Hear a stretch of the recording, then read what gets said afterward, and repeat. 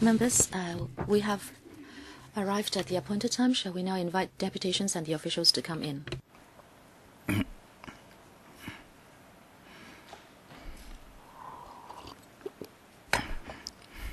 I'd like to take this opportunity to brief members on the arrangements for the meeting.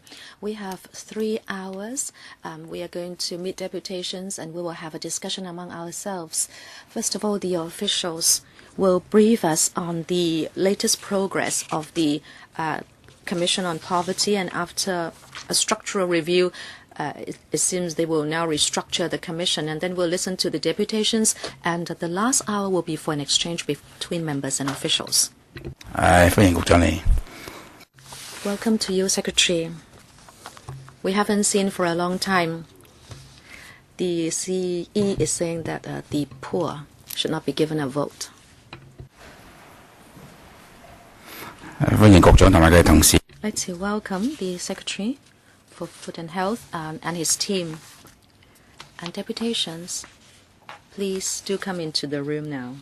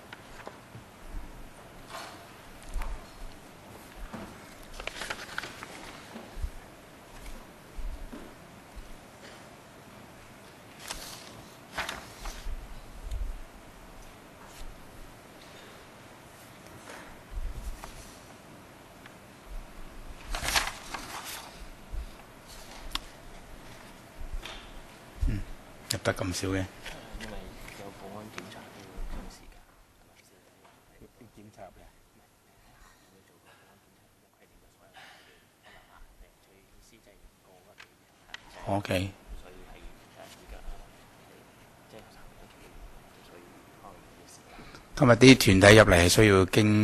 The deputations have to go through security check, and that takes time.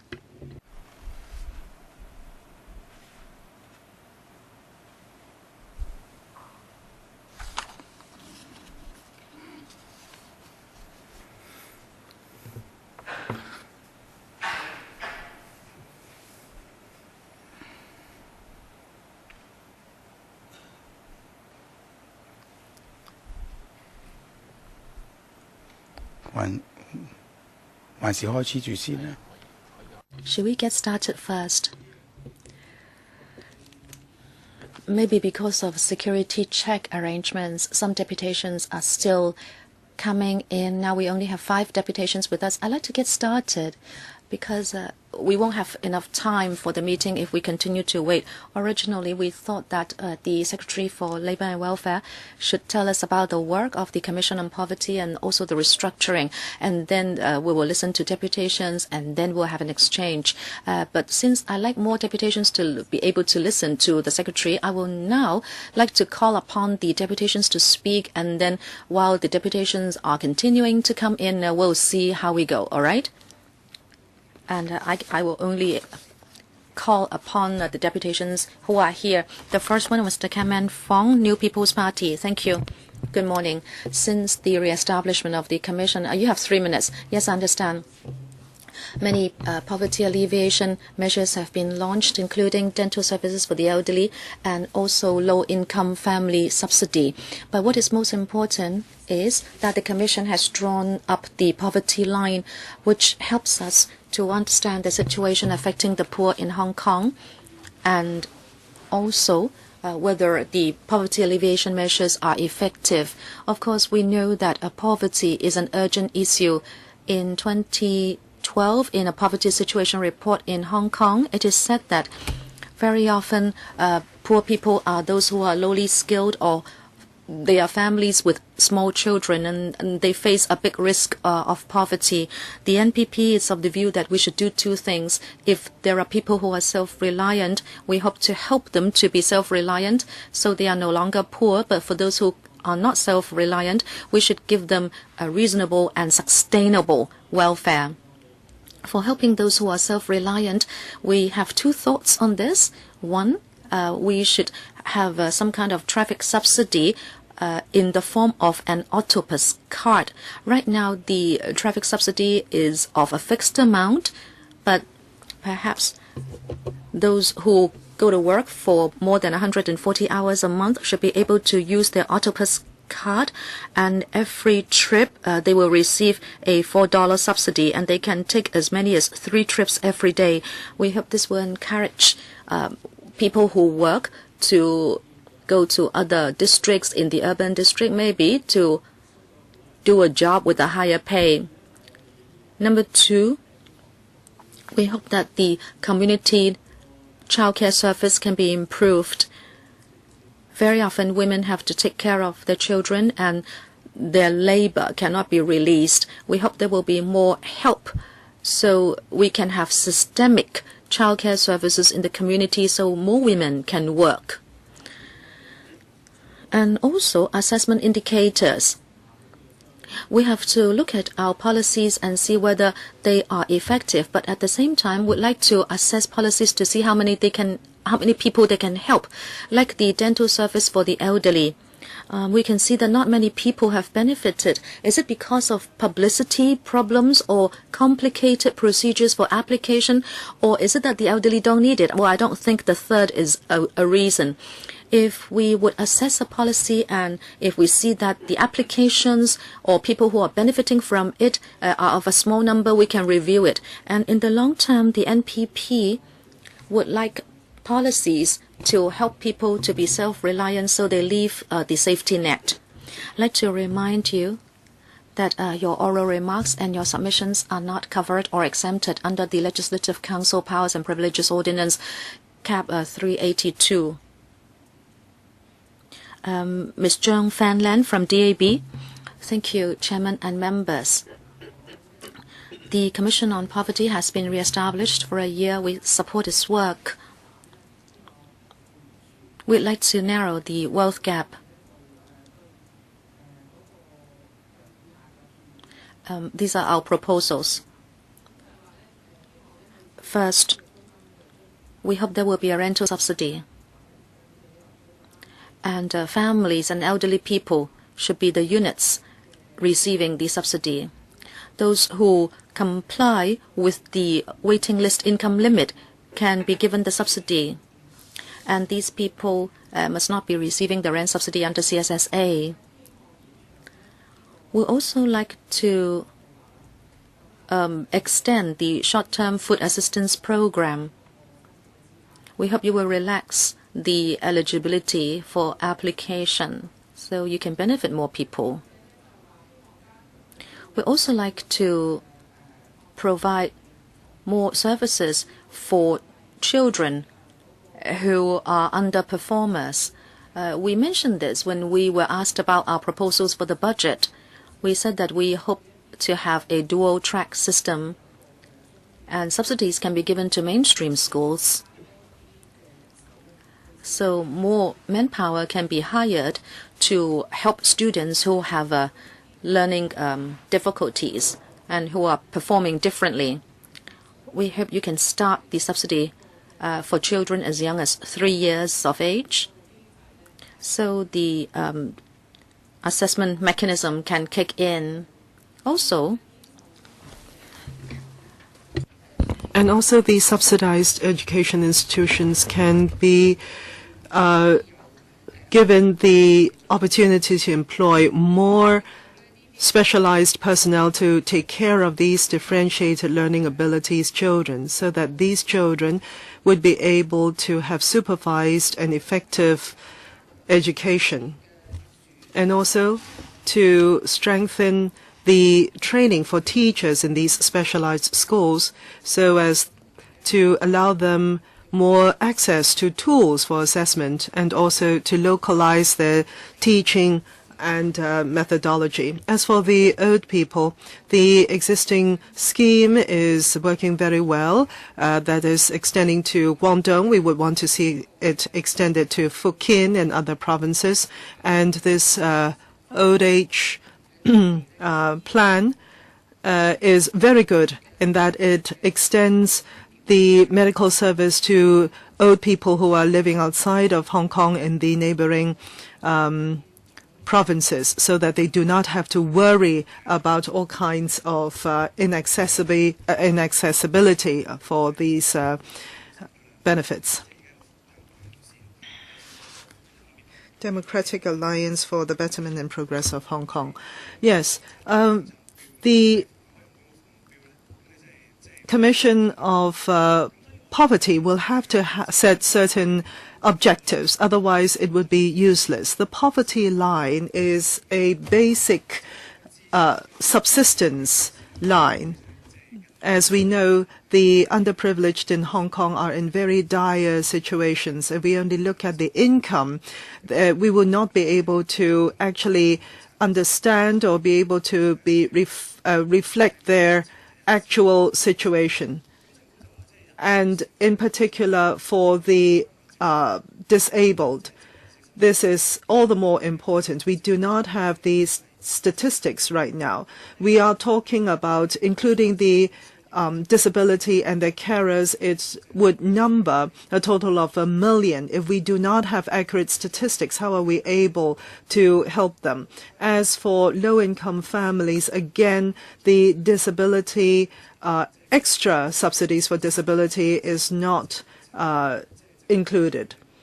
The government had come up with a scheme for employment of certain disabled, but it is not legally binding. It is but an agreement. We do not know how many employment openings have been created under this for the disabled. According to the report, some 80% or over do not have economic means, and some civic bodies have done surveys to show that 50% or over of disabled persons are almost permanently or unemployed. There should be policies to help with increasing employment opportunities for the disabled. The disabled have other expenditures such as medical and others, and if we include these expenditures, their subsistence level would be even lower in the sense that they have these extra expenditures to shoulder. And also, I think I would need to talk about the chief executive, the 14,000 that was mentioned by him just now. Basically, he is inclined to the benefits of the wealthy and also to the corporations and businesses. At present, there is no policy helping the underprivileged in Hong Kong. I want real universal suffrage, and I want real helping for the poor. I am one of the young persons earning less than 14,000. I do not know why the chief executives are worried about inclining to the underprivileged or the less wealthy. For the youth such as myself, which is in the sandwich class, I do not benefit from any of the benefits. I do not benefit from university grants or education grants, etc. And basically the policies in practice now are insufficient to help the young people. I am not working poor, which is 3,000 Hong Kong dollars income monthly, and I will have to take time to study for a degree, and I have to work. I am myself already a tertiary education institution graduate. If it is so difficult for me, it would be more difficult for others. For 176 hours of work every month, 30 days a month, that would fetch about $5,280, but that would only be subsistence and not real living. for certain jobs, we will need to have education, a certain education level in order to advance. But if the income and the policies are as such, how can you facilitate the young people in advancing? I think we need to extend those benefited and also provide more subsistence policies for or subsidy policies for the young so that they're able to thrive and to advance. And also the work committee said that there will be a change in the name of the committee. I do hope that their work is effective and it would reflect the determination of the government in coming up with the relevant policies. Otherwise, it would just be pulling wool over their own eyes and everybody else's. I'm sorry you cannot come out.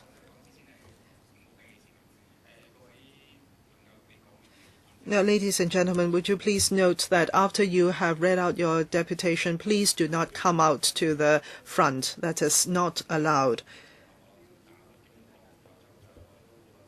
Yes, Mr. Tsing, I think we have met before in other fora. We have spoken up. But have you, Mr. Tsing, actually put our suggestions into action? If we have a common objective for helping the poor, and we can see that the government is determined, it has the abilities, and it is working towards that objective,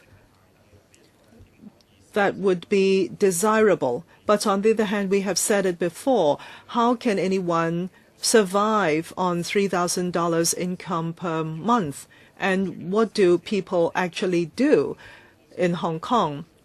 Those who are living on the third and fourth floor, some are moving to To Kwa Wan, going up to the 13th floor, the rooftop, or to certain other less desirable living areas so that they can be able to afford the rentals.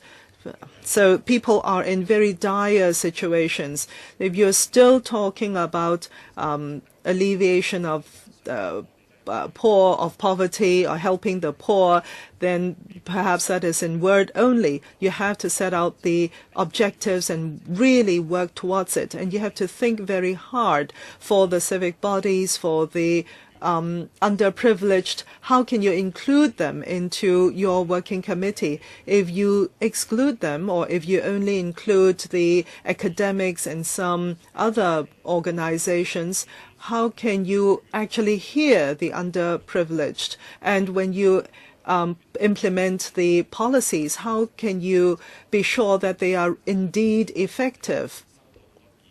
Because if you include their voices, you'll be able to immediately know whether the policies are indeed effective, and you'll be able to help more effectively. Now,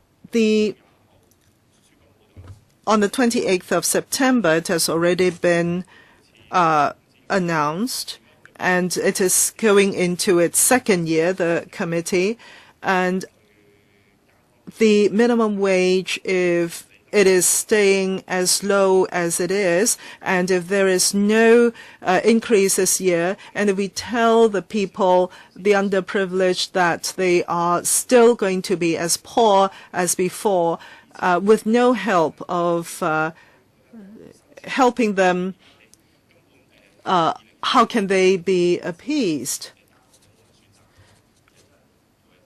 Well, in fact, the Kai Fongs, those who are not in public housing, are still waiting. They've been waiting for a long time. I am in support of true universal suffrage. Would you please stay in your seat? Would you please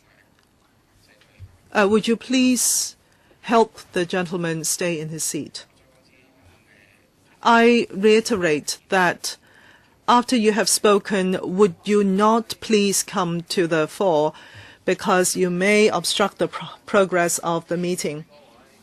Greetings, everyone. Since Mr. Siwa Leung had come to his position, he had said that the alleviation of poverty is the most important objective of the government. But on the other hand, we only see a poverty line drawn telling the underprivileged that they are poor with no relevant policies to help them. And at the platform, the political platform of CY Leung, included a 15-year free education in order to get more support for his election campaign. But so far we have seen nothing in this regard. For the kindergartens, for full-day kindergartens, it is some 60,000 Hong Kong dollars per month in school fee. Minus the coupon, it is still some 20,000 dollars per month payable. And in fact, the increase in the coupon, the subsidy coupon, is ineffective because once that is increased, the kindergartens would come up with all kinds of items to collect more fees. And that would amount to tea for the children, uniforms, etc. That would be over $2,000. So the underprivileged will still have to be forking out large sums for kindergarten education. As I have mentioned just now, some $20,000 is payable per month. I would want to see education subsidies or learning subsidies for the children so that the parents would not come under so much pressure with children in the kindergartens. Well, there is disregard to family or household expenditure. For the families or households with 5 to 6 persons lower than the poverty line, they are not able to obtain full education subsidies or the learning-related expenditure subsidies. That is because expenditure is not taken into consideration, only the income, and that is ineffective in meeting the needs of these underprivileged families. So I think for a child to grow up healthily, we have to look at what are some of the demands and needs. We have to look at the changing social environment, the social learning environment. For example, there will have to be sufficient 3 meals with good nutrition and learning opportunities outside of the school. So all in all, I think we need to look at the children's growing needs and provide the means for them to do so and include the expenditure in the consideration. I would like to reiterate to friends here that what you say today and your submissions are not protected under the LegCo Privileges Act. Ms. Lai, please. Yes, alleviation of poverty. I think education is a very important component of that. Since 334 education system, extracurricular activities has become a trend. And in fact, 90% of secondary schools have said that some 15% of the admissions interview would include extracurricular activities, and this would take money and time. For the underprivileged, this is a huge burden. The government should really, as soon as possible, consider subsidies for extracurricular activities, ECA, to make them mainstream for subsidizing the students, so that they are able to have the level playing field in terms of developments alongside their peers who are not in the underprivileged classification.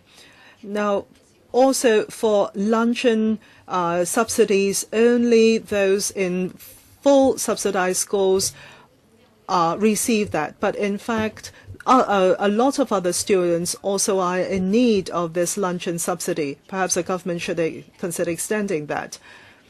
And also for internet subsidies, It was $1,300 starting 2010, and it is still staying at $1,300. However, that is not even enough for 1 year of internet connection.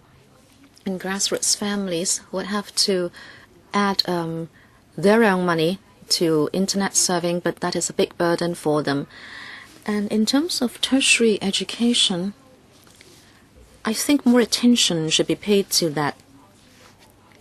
The subsidized tertiary places have remained more or less the same, and you are in fact promoting self-financing places. Some students are paying as much as $100,000 every year, and after a few years, when they graduate, they would be owing a big debt. And given the present level of wages, do you think they can repay the debt? Plus, there is interest to be paid. So not to mention buying property. I can't even earn $14,000 when I graduate. How can I repay the debt and at the same time improve the quality of living? The administration hasn't shown a lot of sincerity to help grassroots family and attend to their needs, and I'm particularly talking about tertiary places. So in the long term, you should provide more subsidies and also subsidize more tertiary education places. From Kwai Association, I'd like to say again, deputations, please do not come to the front. I will say this for the last time. Next time, if someone else tries to walk across the room, I will ask the security guards to stop you. We have talked about leave for a long time. Mr. C.Y. Leung said that there would be a low-income supplement, but we have been waiting and waiting for it. It is not because of filibustering, but the administration could have swapped the Finance Committee items around, so livelihood-related items can be endorsed, so Kai Fongs can be benefited. In Kai Fong, we have met with the Secretary many times, and we have been waiting for the low-income supplement, but there is no end to our waiting. Is it because you do not put emphasis on poverty alleviation? Is it really that there is nothing you can do?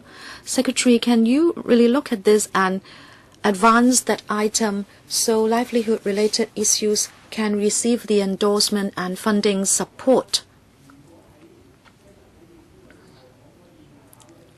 If the lever can be supported, can we make it retrospective? We don't know. We may have to wait till 2018 to receive FC support. But then can we have a retrospective effect and date it back to end 2014?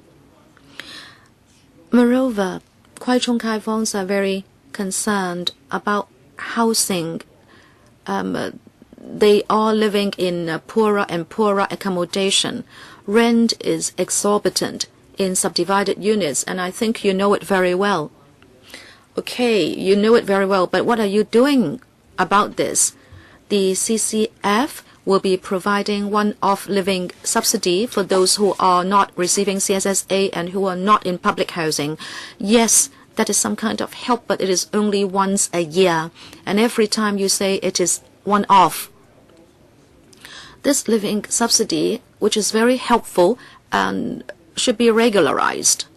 I hope the COP can regularize this subsidy. I think we are going to have the subsidy for a third time soon, so you can see that it is very much needed.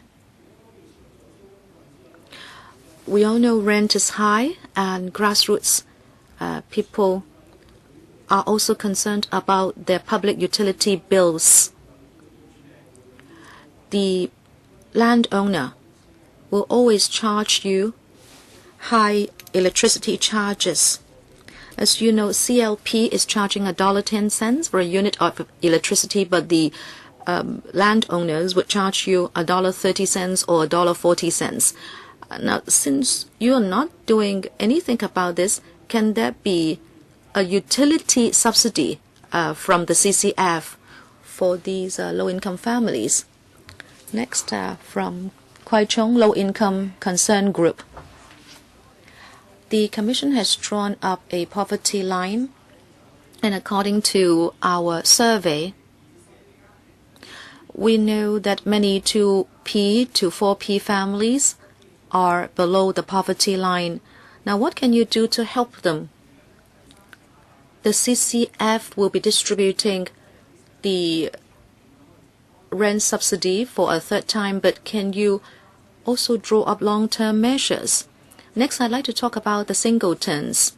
If you look at applications for CCF, we can see that the average income for singletons living in Kwai will be around $5,000, but they may have to pay $2,000, $3,000 for a subdivided unit, plus utility fees. They might be left with just $1,000 to $2,000 for a whole month. And in the new year, there will be a new quota and points system for public housing. Those who are over 45 and single will have points added to them, but not for those who are below the age of 45. And in a way, you will be neglecting the needs of these people. And just like what the CE said, he might not be giving a vote to people earning less than $14,000. But I hope you will really care about these people. Many singletons are living in subdivided units and earning a low income. I think we should think of ways and means to help them leave poverty. The poverty line is there all right, but you're just telling them that they are poor. Ms. Ho from Kwai Chung as well. Good morning. We knew that there would be the lever, and Kai Fongs were overjoyed for a moment, but it is still waiting to be endorsed, and Kai Fongs are disappointed. They have hoped that with that subsidy, they will be able to tackle rent increases and high utility fees in a better way, because this will be a kind of subsidy for them and they will experience less financial pressure. But you are delaying the implementation of the policy. We don't know how long we have to wait. And Kai Fongs are asking, for how long do we have to wait? Please implement the lever soon. They are toiling from day to day. You said that it will be available starting from January 2015. But now you are saying perhaps you need to wait till the end of 2015. And what do you expect the Kai Fongs to do throughout the year 2015? Can you at least date back the commencement of the lever to the first quarter of 2015? We hope you will implement lever as soon as possible. Rent is high and utility fees are a big burden. I hope you will provide some subsidies for Kai Fongs and give them some actual help in facing financial pressure. Good morning, Chairman, members, and officials. It's all right for you to be sitting in this room, but we go to meet Kai Fongs on the ground and they are not in such a comfortable position.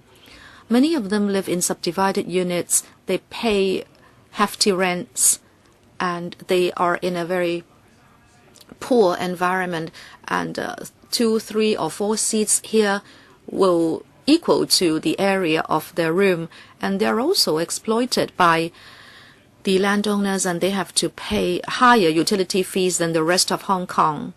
However, the salaries or wages have not been increased, and we are only talking about a minimum wage of $32.50 per hour.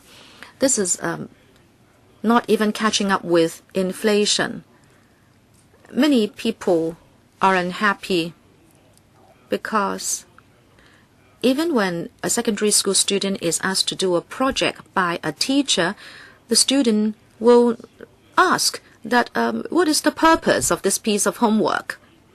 So I can't understand why the COP has no targets to work towards. You drew up the poverty line, you told people, okay, you are poor, but what is it going to help you do? There is no objective, there is no target. This morning I was reading the news, and the Railway Subcommittee has drawn up a plan for the next few years, and we know how many railways will be built in the next few years. You know, we're spending billions of dollars on railways, and yet still we have a plan for it. So why is it that you have no target to help the poor people in Hong Kong? The COP has been here for a long time, and yet we have no targets for alleviating poverty. The Secretary has visited our organizations, and he exhibited a lot of care and concern. But is that for real? Well, I thank you for that attitude, but we want something more concrete. And also the poverty line. Okay, you have the line and you tell us that we are poor, but I think it is also problematic because you look at expenditure instead of income. You know, Hong Kong is a very distorted society. You face high inflation, you have low income.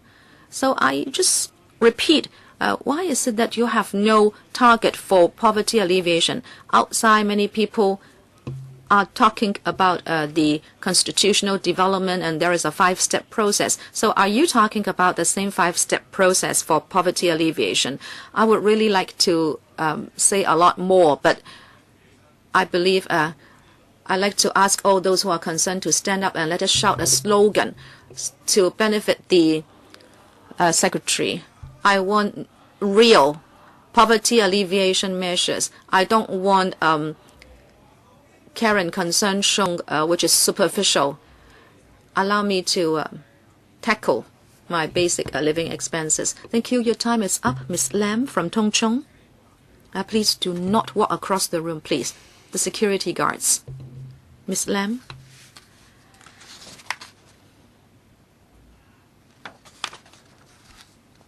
Or Mr. Fan, is it that you have sent a different representative? Mr. Fan, good morning. There are many reasons that cause the wealth gap, one of which is an unbalanced market. The administration has a main role in this because we can redistribute wealth. If we can have a better distribution, we can do it by having a statutory minimum wage, so we can have a better level of living for the poor. We are from Tung Chung Homemade, and people view Tung Chung as a town on the border, that we are isolated from the rest of the community. If you look at our pattern of consumption, traffic and transport, and social facilities, I think things are very chaotic.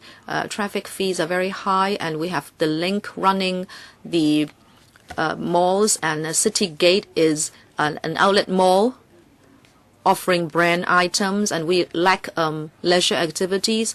And you also say that education is a way for people to have upward mobility, but people living in Tung Chung have to spend a lot of time and money on traffic and transport, so very often they prefer to stay in Tung Chung. And a primary school student once told me he has not visited the urban area for 3 months. He would just live in Tung Chung, and then the learning experience would be very different from children in the urban areas. The CCF subsidizes traffic and transport, but apart from that, what else can be done to help the grassroots residents? And what services can you provide? What support can you offer? I think we should make the best use of the community's resources so as to help people expound their potential to meet the needs of that community. Within Tung Chung now, there is a lot of vacant land, some of which has been planned, but some has not been assigned any use. Let us look at Yatong Estate Car Park. It has always had a low utility rate, and it has remained more or less vacant for 10 years. So why don't you put it to better use? Can we turn the car park into something else? For example, the locked-up car park, can it be turned into a bazaar, a market, a park, a social networking ground? So Tung Chung people will have more choices in terms of their consumption, because if you turn it into a bazaar, there will be stalls which can help Tung Chung residents. Mr. Fu Siu Hong, good morning. I want to say that the wealth gap stems from the education. We can see that there are two types of students in our education system. Firstly, those who can adapt to mainstream education and they have no problems. And the second type cannot adapt. And the outcome is that for the latter type, they are very afraid. They are afraid of being negated by others, and they are afraid that their weaknesses will be found out by others. And in the long run, they will be denied the opportunity to advance upwards. There will be no upward mobility because their academic results are not good, and as a result, they narrow their opportunities in entering society. How can we help them? I hope that you will think about this. Can we give them an opportunity where they cannot adapt to education? Can we provide them with certain other opportunities to use their talents? For example, develop certain skills, handicraft. If they're not good at maths and Chinese and English, perhaps they excel in the arts. Provide fora where they can show off their talents and increase their income. What I see is that some of these people have the skills or the craft, but have no outlet. What do I see? I see some people going to the IG shops, showing their products, their handicraft. This is one channel, but it is not the best in allowing them to show their talents. If we can perhaps provide certain markets, flea markets, for instance, to allow them to show off their talents, give them a platform to sell their products, and also give them a platform for exchange with other people, this will confirm their identity, confirm their confidence, and in the long run, avoid them falling into the poverty trap. For these young people who do not have family support, who are not good academically in this school, what do? They do part-time work. Their part-time work will not be able to sustain their school fees. And they go out and work till very late, and when they go to school, they are tired and they cannot concentrate to study. So give the markets a chance.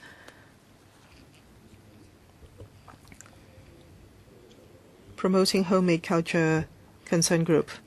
I see a lot of government officials here as well. I would want to look back into the 1980s, where the manufacturing industry was at its peak, and the Made in Hong Kong label was a very good one. And at that time, there were a lot of these small-scale production houses. And when I talk about these production houses, they were family-based, not like the mainland ones as we see now, but very small factory facilities. And they actually sustained the livelihood of a number of families.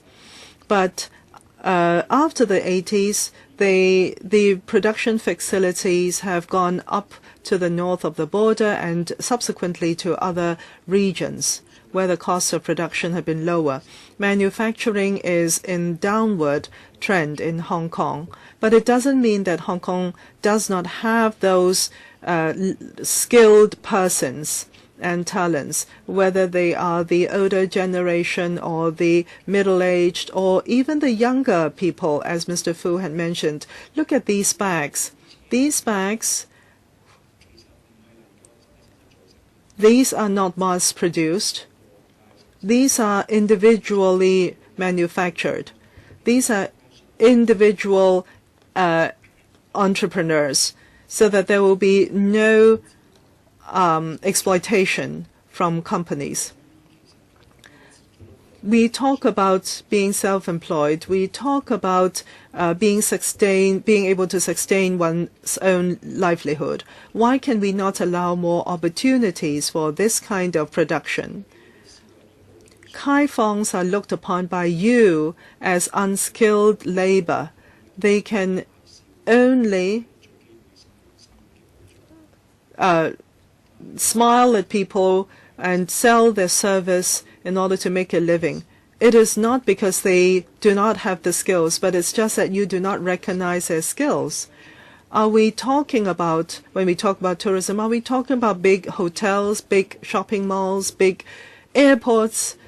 Are they sufficient to sustain the base or the underprivileged? I mean, they should be given a choice. You have a choice in your work. For example, can we revive some of the factory buildings so that they become cottage industry sites? Give them more platform, as Mr. Fu had mentioned just now. Develop the market. As a tourist, I'm sure you do not want to visit only the gold shops and the big shopping malls in Hong Kong. Would you please remain seated? Ms. Mack of Kwai. I am in support of local agriculture. I particularly see that 93% of the food in Hong Kong is imported. Superficially, it seems that we have a lot of choice. The consumer has a lot of choice. As long as you have the money, you can buy that in Hong Kong because it's available. But in fact, for the underprivileged, is that all we want? In fact, imported food means monopoly of the big groups. They exploit the consumers in charging exorbitant prices, the landlords, the developers, and they basically are operating monopolistically. The Tung Chung Kai Fongs have talked to us about the big conglomerates and how their consumption and their livelihood have been monopolized and dominated by these big groups. And this is exploitation. We must encourage local production and community economics. If we are able to increase the possibility of local agriculture. In fact, we are able to have 20,000 farmers' employment opportunities. We are able to fuel development, tourism, agriculture, and transportation, and even we can locally consume within the community the leftovers, the food leftovers. Mrs. Lee in Hong Shui Kiu had some 700 hectares of land, and because of the exploitation from major developers, she now has much less land, but she still insists on farming. And coming to the going to the market every day to sell them. And look at these soaps. This is a social enterprise. This is Low-income Se, and it is produced by this organization consisting of 4 women. And basically, they collect the leftover from the restaurants in their community, in their area, and they make these soaps from them, from the leftovers.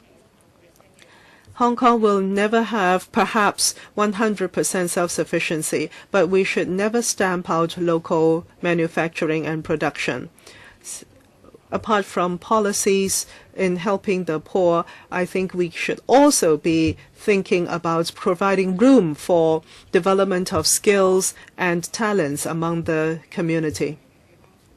Tin Shui Wai Craft Platform. Mrs. So. My family consists of 4 members. Only my husband is working with 13,000, 14,000 monthly income. I have 2 children at school, and I am not given the opportunity to work because I have to care for my family, and the government is not able to help me. As you all know, Tin Shui Wai is very high in prices. The link markets are higher in prices than most other prices in town. And for us housewives, we want to increase our income, and we have grouped ourselves together, and we have produced a number of products such as locally made mooncakes. We do them with our hands, and all sorts of household products. However, we do not have a complete production line. If we only rely on the social groups, which basically do not themselves have well-equipped kitchens, then it would be very difficult for us. If we have to travel, let's say all the way to Prince Edward or Mongkok, it would be too much for us to sustain. And it will not be there will not be a lot of efficacy if we try to do that. So what I'm asking for is sites for production lines for people like us, housewives, who are able to make some extra money for the family. Some time ago, a group of us housewives came up, produced these jam. In fact, this is these women are very capable. They know how to do the rice dumplings, etc. They are highly skilled. It's just that they do not have the production sites. So I'm asking for the government for production sites made available to housewives to help us. And I thank the chairman. You have helped us, Mr. FONG. You have bought from us our garlic vinegar, our handmade vinegar. Thank you very much. Promoting localized production. Tin Shui Wai resident concerned about retirement protection. Yes, Mr. C.Y. Leung at the time of election had gone to some of the districts and said that the district's problems will be solved within the districts. However, in the past period of time, in the policy address in the Poverty Alleviation Committee, I have not seen any real policies to alleviate the grievances. I myself working in Tin Shui Wai, in that area we face a number of different problems. Everyday life, we are looking at a high degree of monopolization in the shopping malls. We see nothing but cosmetic shops selling, and also shops selling high-priced clothing, restaurants as well, major groups such as Café de Coral, McDonald's. These are our choices, so-called. And the Tin Shui Wai area consists of low-income families, but this is a high-priced area, and the Kwai FONGs are faced with this very difficult situation. It is a very unfair situation. And in the Tin Shui Wai area, we have been trying to develop certain community economics and local production, for example, in food processing, in agriculture, farming.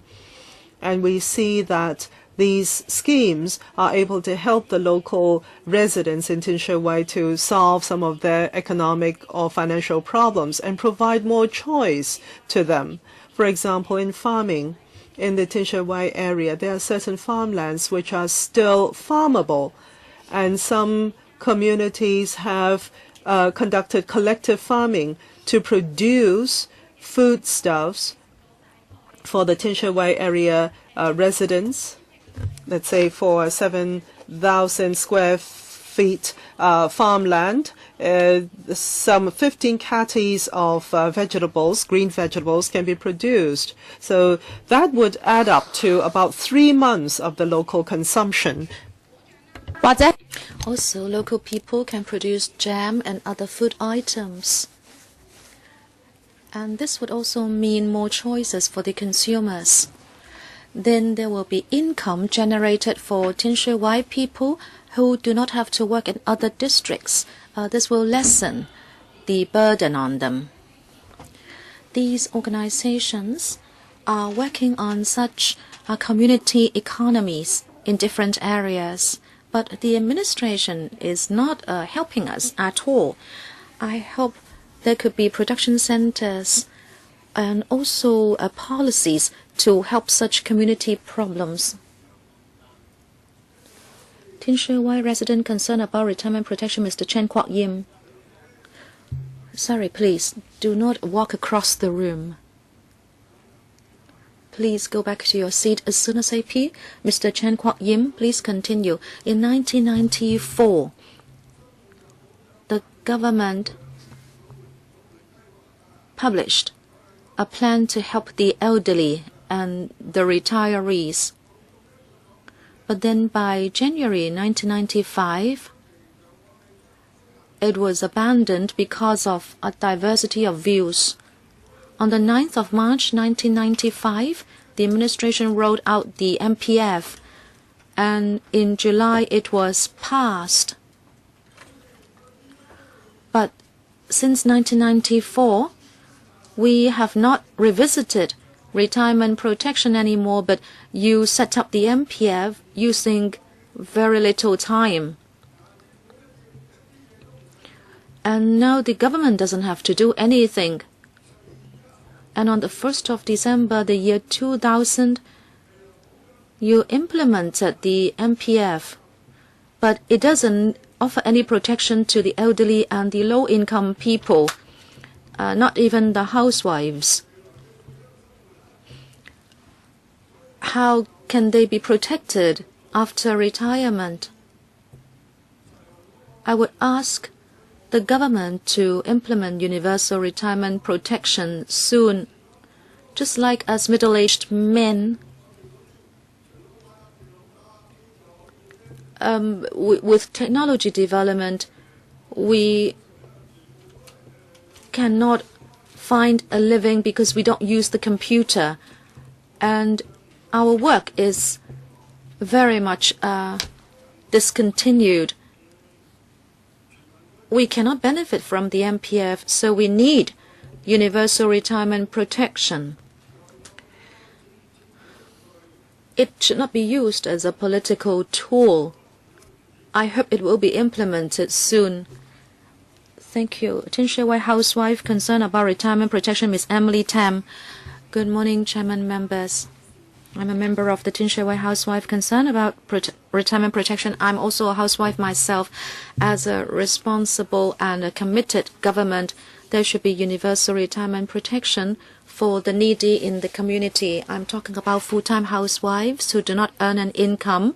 They are supported by their families, but when they grow old, their children will set up their own families and may not be able to support their parents. We don't have any income, so how can we support ourselves in our old age? I hope you will really follow up on Dr. Nelson Chow's Universal Retirement Protection Report. Please do not drag your feet. That's all from me. Thank you. Ms. J. Mack from Tin Shui Wai concerned about pension. Thank you. If we look at the international community and how it offers protection for retirees, in 2005, the World Bank issued a report on support for old people, and they say there should be 5 pillars in terms of retirement protection. Number 1, non-contributory basic protection, including the fruit money. Number 2, mandatory MPF. Number 3, non-mandatory personal MPF, including pension for civil servants, and then personal savings. And also you can have bonds or rent income, etc., and then support from children, etc., etc. But now it is clear that we do not have the first pillar in Hong Kong, and that is mandatory central provident fund. But if we have the universal retirement protection, then that would take the place of this first pillar. So everybody in Hong Kong will have basic retirement protection. The administration has asked Dr. Nelson Zhao to write a report on universal retirement protection. But then we are proposing something different from Dr. Zhao's. Say, for example, there was a proposal to say that there should not be an other salaries tax for the elderly. And also, we are proposing heightening the profits tax of business. They should be charged according to the profits they make. And the administration should give serious consideration to views from the community. And Dr. Zhao's report has been completed for over 2 months, and the COP task force is saying it would discuss it, but we don't know when the response from that task force will be available. We don't even know the direction of their discussion and when the results of the discussion will be published. We have asked the administration to do a broad district consultation on universal retirement protection. I hope you will do that and come up with a roadmap and timetable for that comprehensive consultation so we can complete the administrative procedures and so we can have something concrete. All Hong Kong people work hard to earn a living, and when they retire, they should have basic retirement protection. This is a right for the people. This is something they should have. Next, Ms. Wong Wing-Chi from Community Development Alliance. I'd like to point out that the poverty line does not allow us to have a clear understanding of the plight of poor families. It is not there to help us remove poverty. In the past few years, the Community Development Alliance worked in Tung Chung and Tin Shui Wai to alleviate poverty. We faced the grassroots families, and we know for ourselves it's not just because of a low income that has made people poor. If you only draw a poverty line basing on income and you use the poverty line as the only indicator to try to understand the plight of poor families, that is too superficial. Supposing a family earns $15,000. According to the definition of the poverty line, this family is not regarded as poor.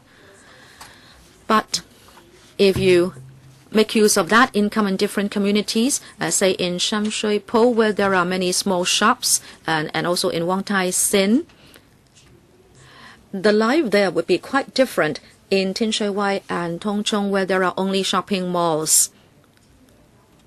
We have done the sum for a Tin Shui Wai family. If the income of that family is $15,000, it will not be left with any money for tuition classes or extracurricular activities for its children. So the planning, the design of the community has a definite impact on how families live and whether poverty will be created.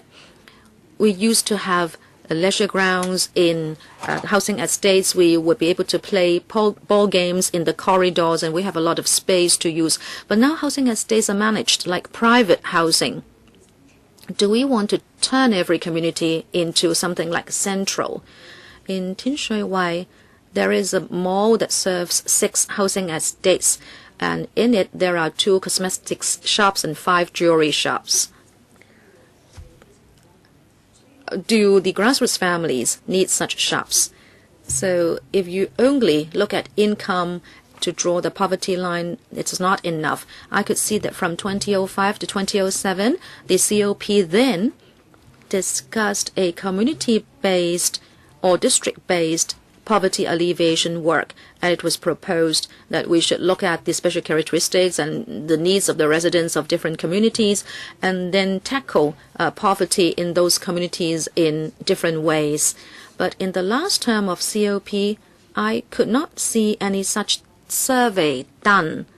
I could not see any research or targeted policies coming out of that discussion. I hope the COP will again set up task forces to discuss a district or region-based poverty alleviation work. Next, Community Development Alliance. I'd like to talk about city planning and its relationship to poverty. This may not be a direct cause of poverty, but mistaken or misguided town planning can cause poverty. In July, the Hong Kong U did a survey on the situation of poverty in different areas. Let me talk about Tung Chung because I worked there. The poverty rate is as high as 31.11% in a poor area. In other words, 1 out of 3 is below the poverty line, and the territory-wide figure is 17.1%. This has everything to do with the misguided planning of Tung Chung. First, there is a serious problem of community isolation. Within Yet Tung Estate in Tung Chung, there is a serious problem of isolation. Now, what I mean by isolation? When they go to Tung Chung MTR station, they need to take a bus costing $3.10. If they don't, they can walk for half an hour to go back home. There is hardly any liaison amongst the people. They would just travel to and from work. And secondly, there is a lack of community facilities. In the year 2000, the administration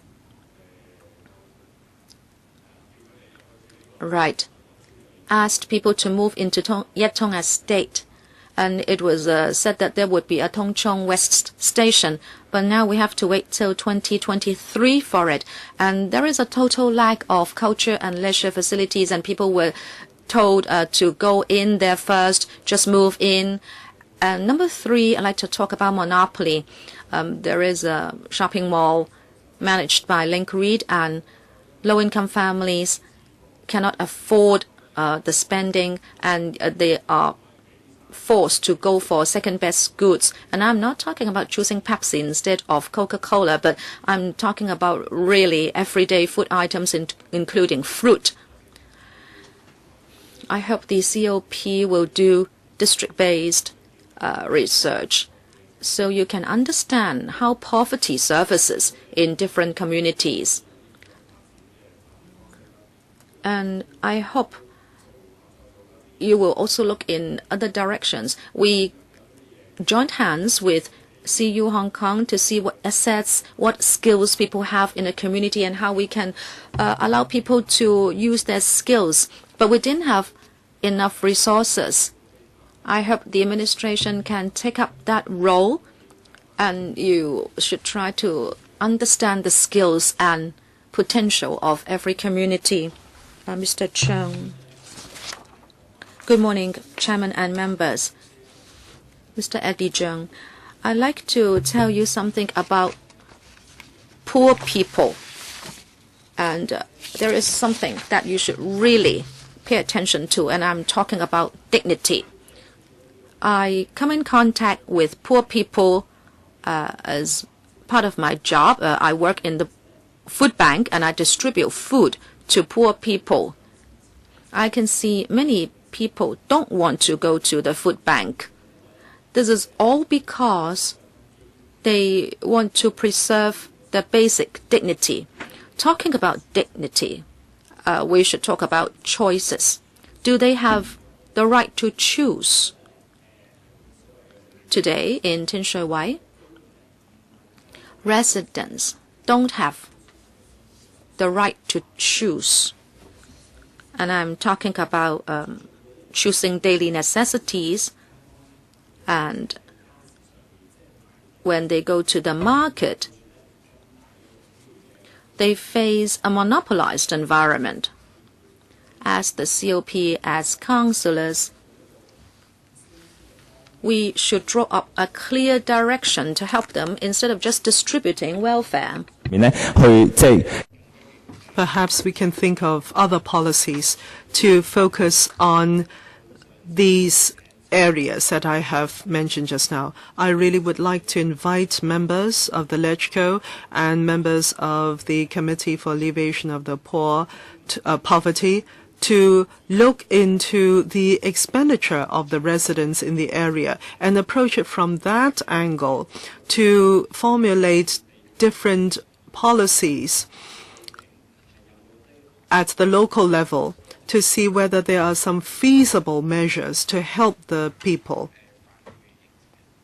Ms. Fan Pui-ying.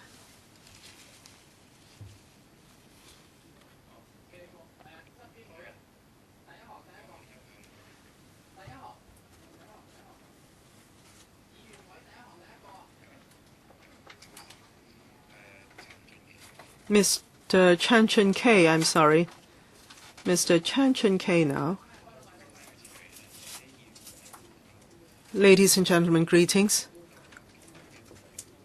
For the Poverty Committee, I see that a poverty line had been drawn by it, and it seems that with this there is a very specific guideline as to for us to formulate the poverty alleviation policies. However, in the June report, it actually points out that if we take into account the expenditure of the people or the households, then a single adult household or a young or an old person's household, it would be very different in terms of calculation of poverty. So what I'm trying to say is that the poverty line does not reflect the poverty situation of the people of Hong Kong.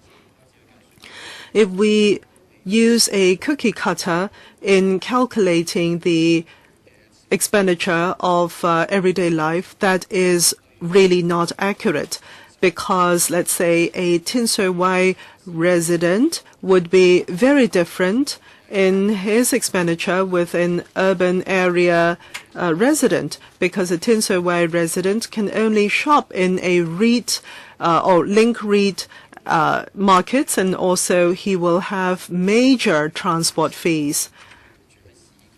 And that would far exceed a person living in Mong Kok or Sham Shui Po in terms of everyday expenditures. So a single poverty line cannot reflect sufficiently the poverty situation of the Hong Kong people generally. I think the committee should look at each and every one of the districts and go bottom up to look at district-specific policies so as to provide the alleviation and outlet effectively. And also, in terms of transport fees, there seems to be no relevant response to that, even though the government already has a transport subsidy scheme. However, that had not been reviewed for the past 4 years. However, the MTRC had raised in the past 3 years 3 times the fares. So it is already lagging behind. If you're saying that the Poverty Commission is able to influence the public transport pricing, that would be great. But in the interim, perhaps it can be considered that for the grassroots households, there can be certain subsidies for them to meet their transport expenditure, especially for those in far-flung areas and districts in Hong Kong. I also come from Tin Shui Wai, a Kai Fong, Mr. Chow, and today I'm very happy to see the chairman here. We've heard a lot about the Tin Shui Wai residents' plight. In fact, a lot of the social issues, the policies, the officials here in this room are very familiar with. Perhaps I will just tell you about my own experience, my own feelings as a Tin Sui Wai resident and a Hong Kong person. Hopefully the officials in the room will listen to us.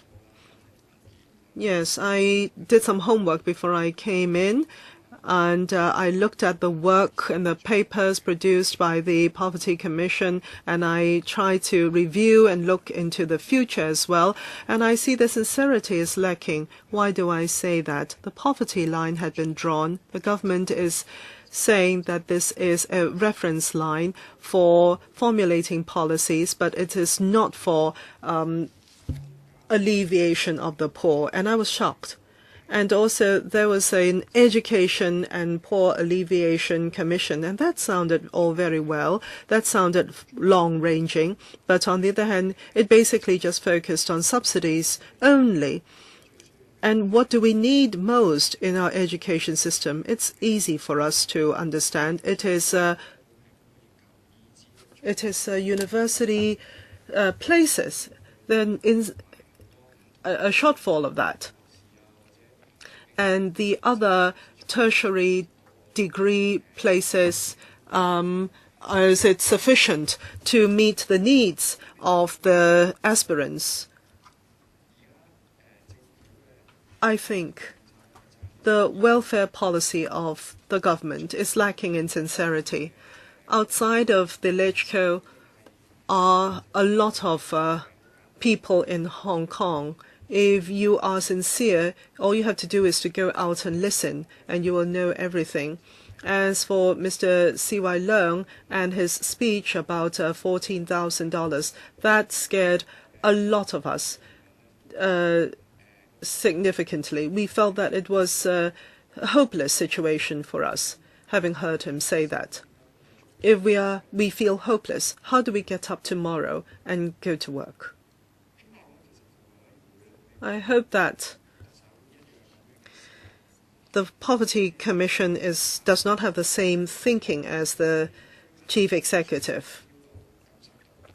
The policies will have to be felt by the residents, by us. I hope that they will be more sincere, the Commission, more sincere and have more guts so as to come up with more effective policies felt by all. Mr. Wong Wai-yung? Well, I hope that the government will come up with a long-ranging poverty alleviation policy. I live in Tin Sui Wai. I have been working as a social worker in Tin Sui Wai as a trainee. And I come in contact with the Kai Fongs. They're very nice in the sense that they think that it is their problems, the problems that they face. They go to the doctors and they have problems. Some of them are moms, and the children, when they get sick, they go to the doctors.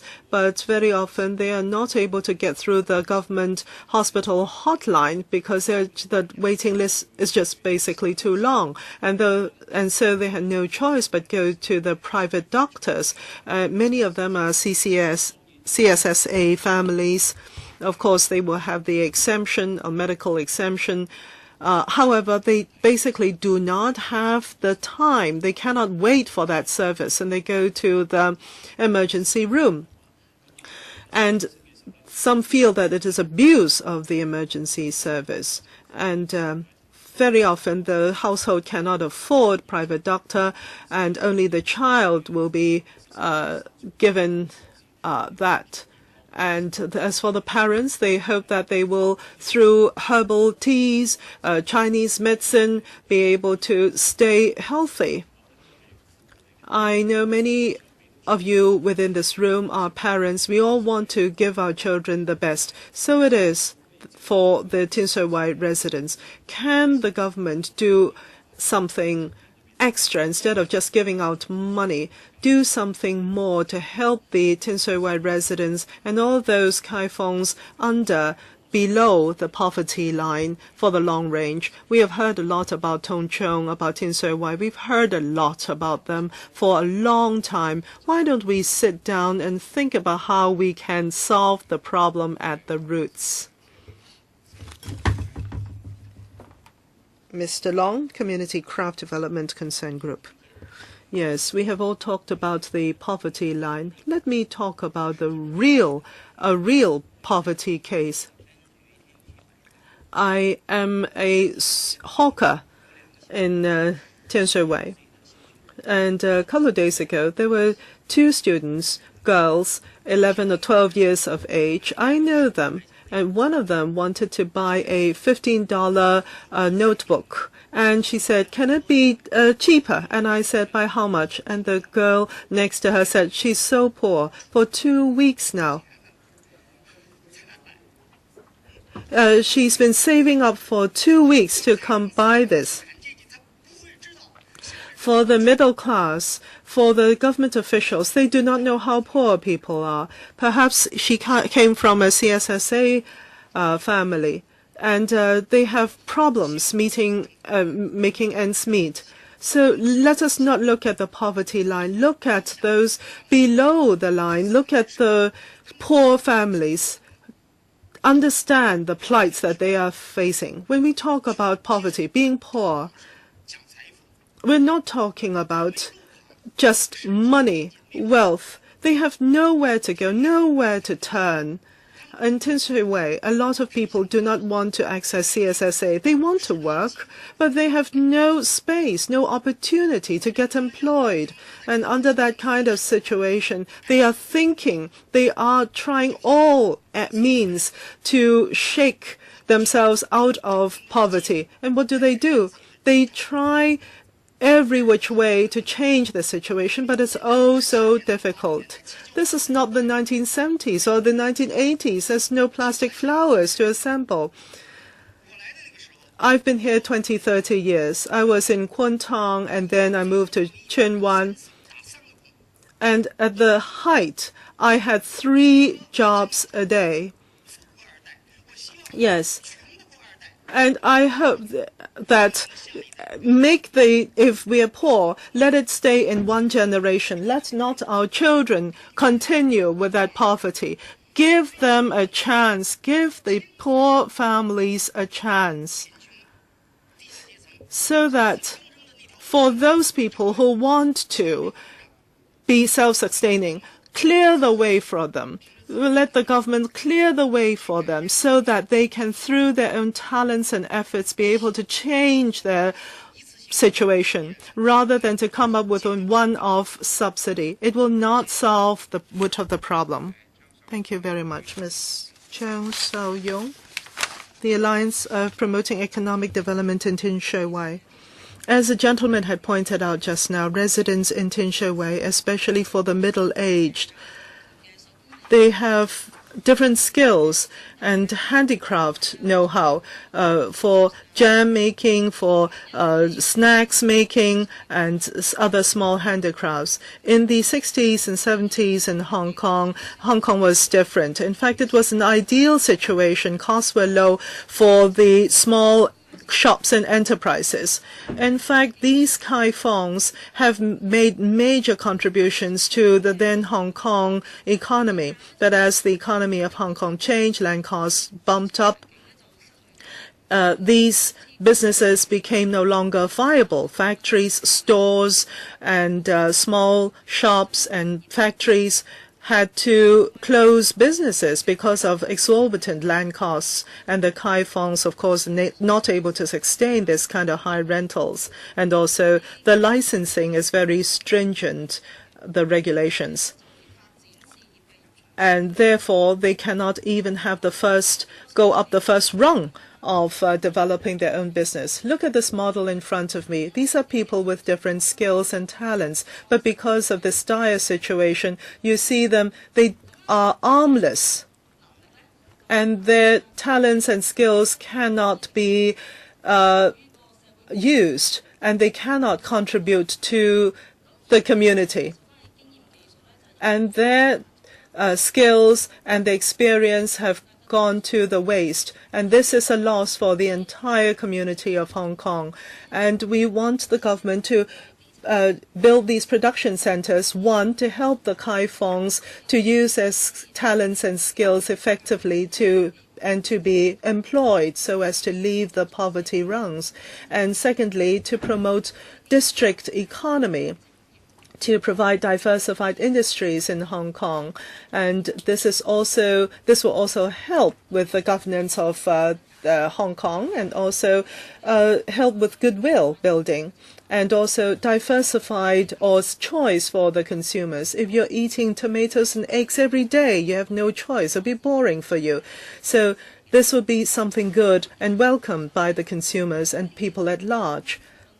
And this kind of production centers to be built in Tin Shui Wai are a win-win-win situation for the government, for the workers, and also for the residents and consumers. Mr. Kong from Tin Shui Wai Community Development Alliance.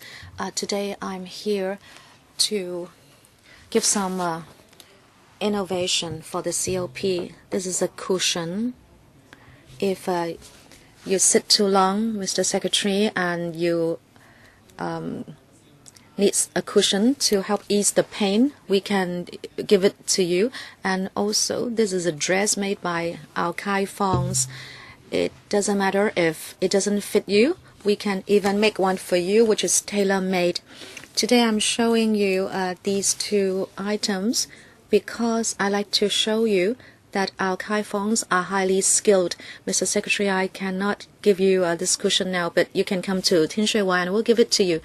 The Kwai FONGs have these skills and they can be tapped into for creating employment. In Hong Kong, we can still have some kind of manufacturing industry. Just now, Ms. So also said many Tin Shui Wai residents are doing their own production. They are using their own ways in order to produce items in order to try to create an economy so they can leave poverty. These people have the skills, but they do not have a platform for production. This is actually the consensus of Tin Shui Wai. The DAB and FTU have mentioned these policies. DAB said a few days ago that in the future PA and also the budget, there should be money put aside for the young people to start their own business. I don't think it's just money. In fact, there should be a platform for production, meaning you should leave land or put land aside for integrated agriculture, or I would say integrated production. We need local production policies. The FTU said last year that there should be an employment-based alleviation of poverty policy. The FTU said that land should be put aside for breaking the monopoly in shopping malls, so there would be space for SMEs to operate. And in fact, Secretary, different political parties and different communities are talking about this and are throwing their weight behind it. What we lack is sincerity on the part of the administration. If you have sincerity and you are confident in tackling poverty, I would say you should immediately set up such production platforms for Kwai FONGs to develop their local production economy. I'd like to wrap up with 2 points. One, that we should waste no time to set up a local production policy. So we need the policy. And secondly, you should put land aside and turn them into community production centers. Thank you. Mr. Marcus Mock from Rehabilitation Alliance, Hong Kong. We'd like to talk about employment for the disabled. You should adopt a gradual approach to implement a quota system. You should legislate to say that government, NGOs, non-profit-making organizations, and even the private sector, for them to hire people with disabilities basing on the number of their total employees, and training should be provided for them, and that these people should procure from sheltered workshops. On the other hand, there should be incentives given to employers who engage people with disabilities, including such a clause in your outsourcing contract. You can also provide a tax break to promote this. And in the end, we should have a quota system for employing the disabled. Secondly, the statutory minimum wage. there has been the productivity assessment used as a transitional measure. But because of this, some people with disabilities cannot get the SMW and they have become the working poor. We hope there will be a wage supplement in that if disabled people do the same job but are not paid the SMW, they can receive the supplement so as to be helped. Under the CCF, there will be the trial scheme to help carers of the elderly, but you are not benefiting carers of the disabled. We are of the view that when there is not enough institutional care and community support, carers of the elderly and the disabled should be given a subsidy. These carers contribute to society in the same way. So our alliance hopes that there will also be a subsidy for carers of the disabled to let them know that their contribution is appreciated. We also hope that the government will help families with people with chronic illnesses, especially those who become ill because of long-term poverty. If they apply for CSSA or the Samaritan Fund, some of them move out from their families. I hope you will relax the threshold for application for the Samaritan Fund. And I hope people can apply in their individual capacity instead of having to apply as a family. You can take reference from the WITSS. Thank you. Ms. Fan Pui Ying. I am from Tin Shui Wai. There is agriculture processing work, and we are trying this out in order to create a local community economy to tackle poverty in Tin Shui Wai. If we look at the poverty alleviation measures of last year, many of those were one-off. But even if you look at CCF, they are just subsidies and they are of a one-off nature. It shows that the government has no new thinking about poverty alleviation, and you are not really solving the problem.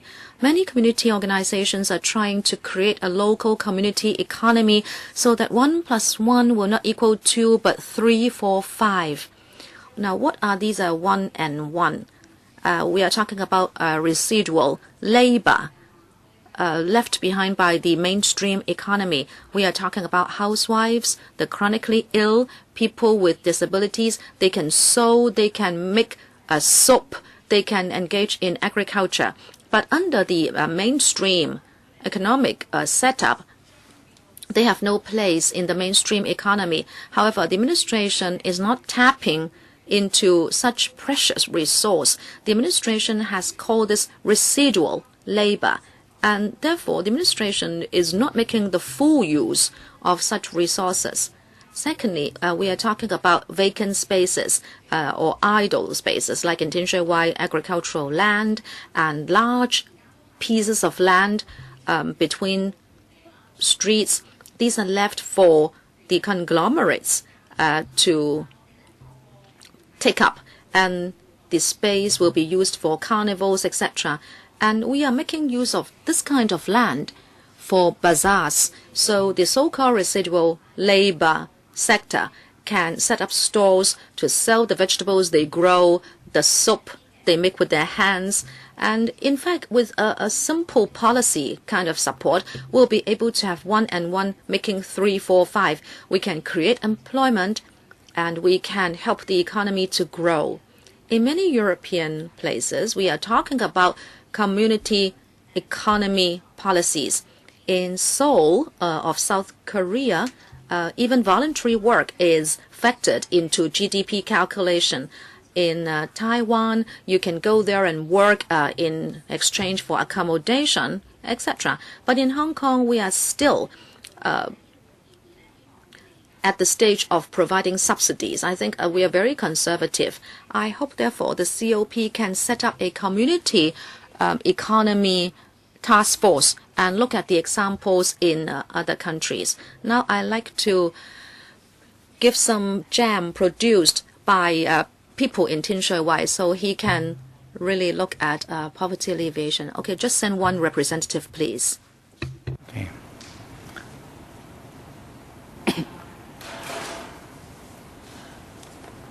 黃遠達區議員，多謝主席。咁樣就我亦都代表街坊幹服務。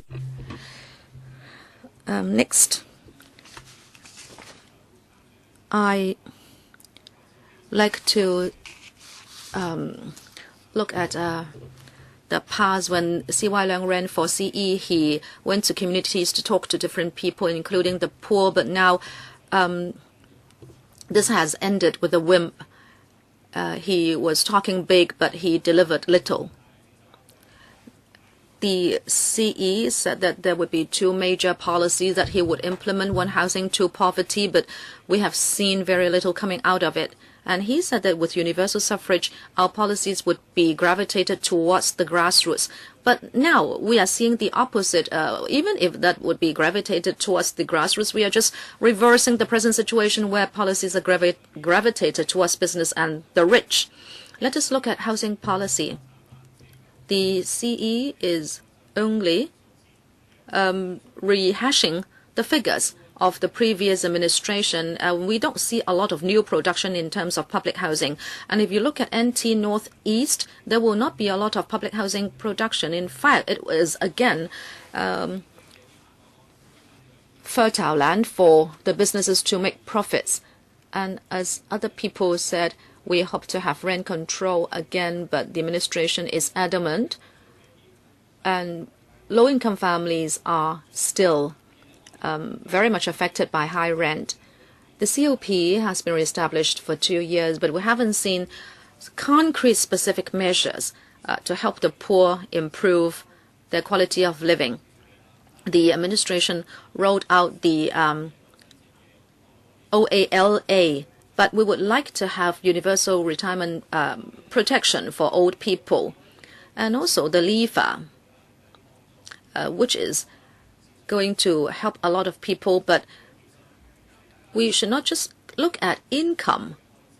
You should also look at the expenditure as an important reference point.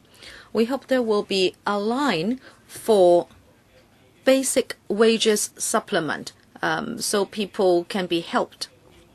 All in all, since you have proposed the LEFA, I hope you will waste no time and advance this item amongst the agenda items at the Finance Committee, so we should not be blocked by the controversial landfill and incinerator item. But in the end, we need universal suffrage before we can resolve the wealth gap. Now the election committee is mostly filled up by the rich and powerful. Ms. Chen from Kwai State Grassroots Concern Group. We should not separate universal suffrage from livelihood. The CE has said that those who earn less than $14,000 should not be given a vote. But I think this is immoral.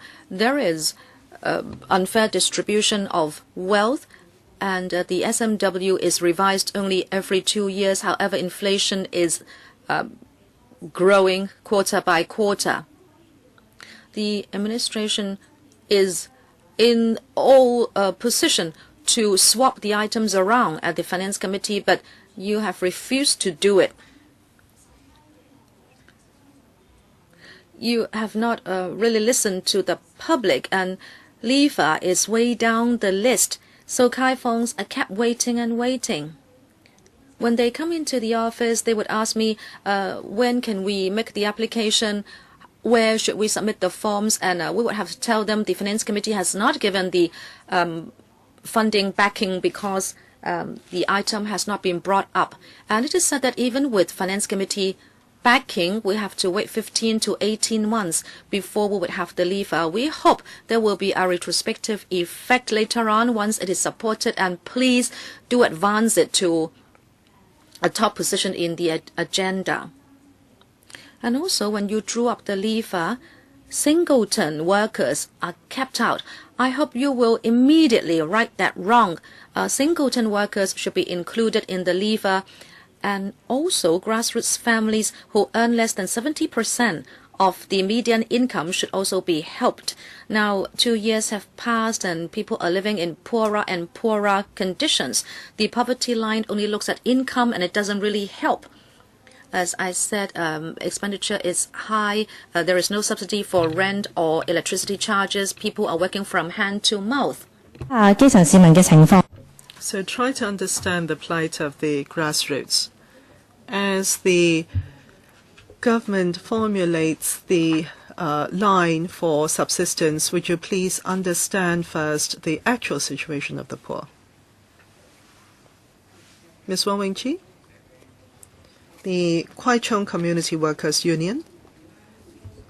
Thank you. I would like to ask the administrators a question. When you came to Admiralty, did you look at the protesters, some of the students? Why are we still there after a month? It is because we want real universal suffrage. We do not want the future chief executive in the future to be elected by a small electorate and only gravitate to the interests of the big commercial groups. Why are we discriminating against the poor, against the grassroots? We want real poverty alleviation. The government is saying that the poor families will be given subsidies, sufficient subsidies, but that is being dragged on. You're blaming it on filibustering at the LegCo. If you are really caring of the grassroots family, why don't you not advance the agenda item for the policy? Yes, and we want a retroactive period for the subsidies when it comes into effect. The low-income families are experiencing low income and high expenditure, as we have heard from the Kwai residents and the residents in subdivided flats. We really need dire and we need urgent alleviation actions from the government, so that the grassroots residents and people can be helped. The so-called poverty line takes into account only the income, but as you know, inflation rate is very high, and let alone the high rentals for restaurants and the transport fees, which are all rising. So we have to reflect the real poverty situation. We have to take into account the expenditure. At the end of the day, I do not know when I'll be able to meet up with the secretary. And for us workers, for the civic bodies, we very much want to have an interview with the administration, but you kick the ball back to the Labor Department when we try to set up an appointment with you. Are the policies being formulated by the Labor Department or by your department? If you are willing and sincere about it, please do give us the opportunity. Special Education Needs Rights Association. The distortion of the Hong Kong education system is not something new. We all know about it. And for the special needs students, they are in a particularly disadvantaged situation in terms of social class, in terms of their development needs, and they are in a highly underprivileged situation. As a parent of an SEN child, of course, they would want the SEN child to be given immediate diagnosis and care and assistance. It would take about $5,000 to $800 Hong Kong to do an assessment for the child, and after that there will have to be a series of training sessions with a monthly expenditure about $2,000 to $3,000. As a grassroots family, how can they afford that? And the CCF has an item which provides for subsidies for special education need students, but it is a very narrow in terms of service. It serves basically only the 0 to 6-year-olds. What about those after 6 years of age? Does the SEN disappear miraculously after 6 years of age? Of course not. I have, through the LegCo, lodged a proposal to the Social Welfare Department, asking for the extension from 6 years to secondary school. And their response was go to the Education Department for anything after 6 years of age. But in fact, this is already a regularized subsidized item for the Social Welfare Department. Why do we have to go to another government department after 6 years of age? I mean, this is very irresponsible in their response. Now, for assessment of SEN, it will take about 2 years on the waiting list. That is from assessment to assistance or receiving assistance. Let's say the child starts at 5 years of age. In 2 years' time, the child will be outside of the subsidized range. So I have 2 suggestions. One, for those waiting for SEN subsidies, extend it from 0 to 6 to secondary school SEN students. And secondly, provide a one-off subsidy for grassroots families so that they can use private assessments. I hope you will bring back my gift, this paper, bring it back so that you will really remember the message of real assistance to the poor.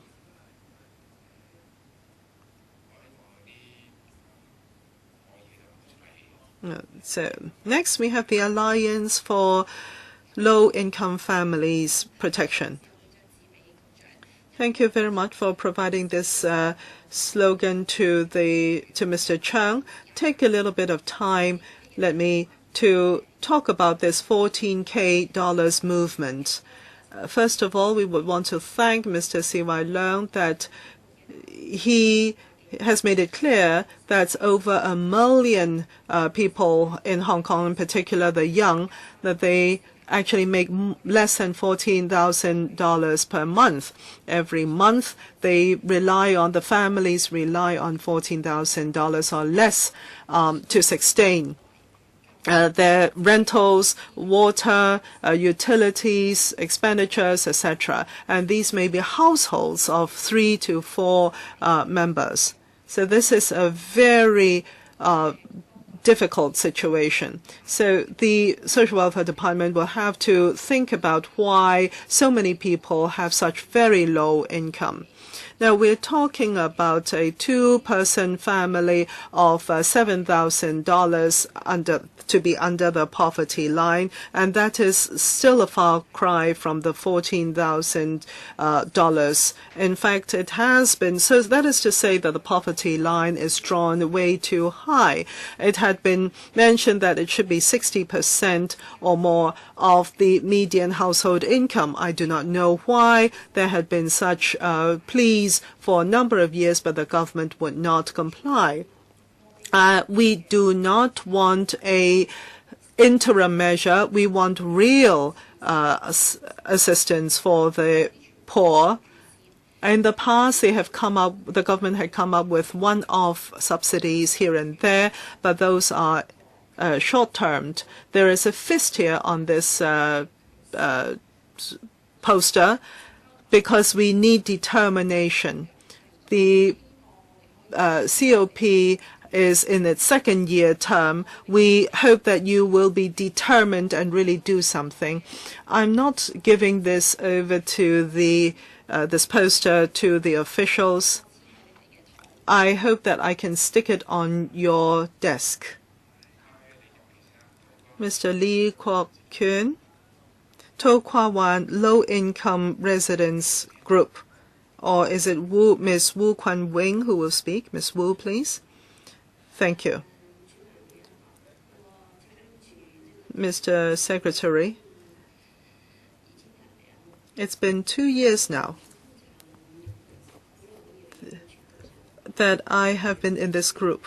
I used to have a full-time job, my husband as well. We live in a small subdivided flat. My husband has a full-time job still, but not me because of my health situation. But the rentals have come up, and every day our livelihood is changing for the worse.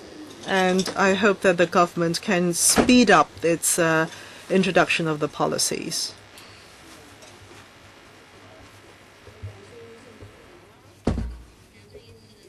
The government of C.Y. Leung, you were one of us. You were a grassroots member as well. Please do not hurt the grassroots anymore. We do not want to hurt you. We do not want to hurt anybody. Every day we try our best working in difficult situations. Why is it so difficult? It is because of the government. You have not been able to live up to your promise of 3 years accessing public housing. Do not pull wool over our eyes anymore. I've been waiting for over 3 years. Do not hurt the grassroots anymore. I hope that the government can come up with effective policies for the poor. We need your help. It has been very difficult for us.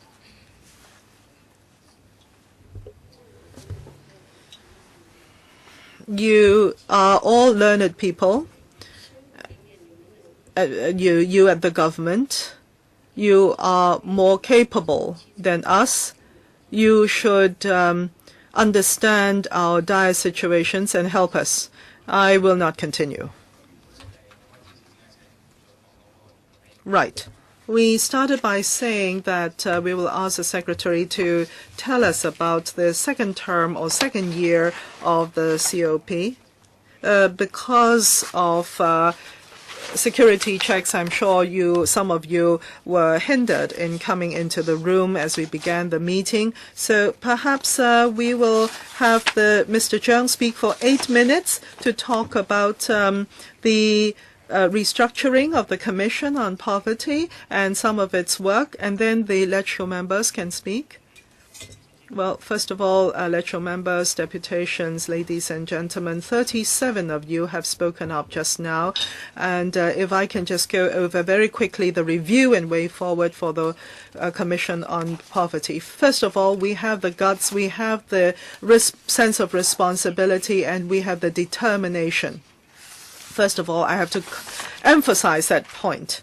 And as you know, we encourage the middle-aged and the young to work and be able to sustain themselves. And for those who cannot sustain themselves, who cannot have the self-help, we provide sustained assistance. It's been almost 2 years since the inception of work of the Commission, and we have gone deep into the issues of poverty.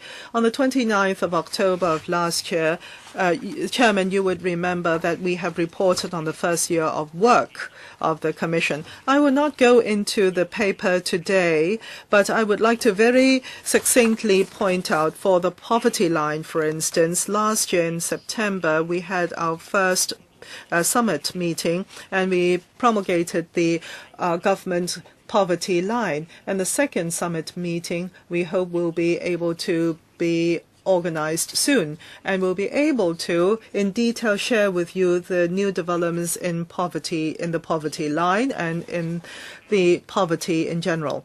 And a lot of you have talked about the working poor and the working poor families. Now, this is a very important and useful analysis through the setting of the poverty line. We know that there are certain working families not accessing CSSA, their difficulties are higher than others. And basically, they have more children, even though they are working, but they are under dire economic pressure. In order to alleviate their pressure, we have come up with a subsidy for low-income working families.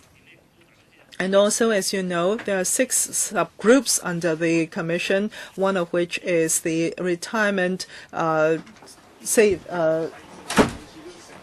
Subsidies Committee. And we have heard a lot of views from the LegCo, from the Deputations, etc. We hope that this will be able to pass as soon as possible in the Finance Committee of the LegCo. We agree with you totally on what you said, because we also want the LIFA to be supported as soon as possible. We are talking about 710,000 people who are the grassroots and making up over 200,000 families, and we are really hopeful that we can help them. As for retirement protection, the Social Security and Retirement Protection Task Force also spent a lot of time on that, and we invited Professor Nelson Chow and his team to work on our retirement protection development. In August, we reverted to the COP with the report, and we had a meeting on it, and we released the report in full. The COP will certainly study the report carefully and in detail. At the Education, Employment and Training Task Force, we discussed a few important matters. We agreed that we would use the CFF in order to provide a hostel subsidy for tertiary students, and also we can have increased subsidy for financial assistance scheme for post-secondary students. This is a way to help upward mobility of our young people, and this is one of the priorities of this government. We are going to rename the task force, and in the next COP, we are going to call it a task force on upward mobility for the youth.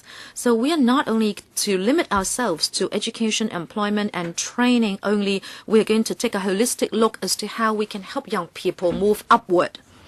As for the special needs groups, of course, we look after the ethnic minorities and people with disabilities. We spend a lot of time on looking at how ethnic minority children can effectively learn Chinese in local schools. We have implemented, together with the Education Bureau, the Chinese language curriculum second language learning framework. There are 2 other working groups, one on students with special education needs and the other one providing childcare services. As for societal engagement, we are going to promote participation by the business and also upward mobility of the young. So together with the Hong Kong CSS, we have organized this 3-year Future Stars program. We encourage children from grassroots families to work for their own future. Over 200 organizations took part in the first year, benefiting some 7,000 young people. The task force also launched the Bless Hong Kong campaign. Maybe you have heard about it. Again, it's a tripartite kind of cooperation, and we believe this is the right direction to take. We organized a whole series of programs involving 200 bodies, and we organized 700 poverty alleviation activities involving over 100,000 people. The CFF, that is an important part. It was established in 2011. It has launched 27 assistance programs, 9 of which were approved by the COP itself. 4 of them have been regularized, and 6 others will be regularized. In other words, these will not be one-off subsidies. These will be regularized welfare items supported by resources of government departments. We'd like to make the best use of the CCF in order to make up for what is lacking and to fill the gaps. As for social innovation and entrepreneurship development Fund Task Force, we have launched the SIE Fund with $500 million as seed money. We like to encourage entrepreneurs to resolve social problems by taking an innovative approach. We are enlisting the organizations involved so that we can help the fund take forward its work. We will release the details later. So all in all, Chairman, the COP will continue. We will not just be here for one session. We'll continue with our work. It is a very important policy platform.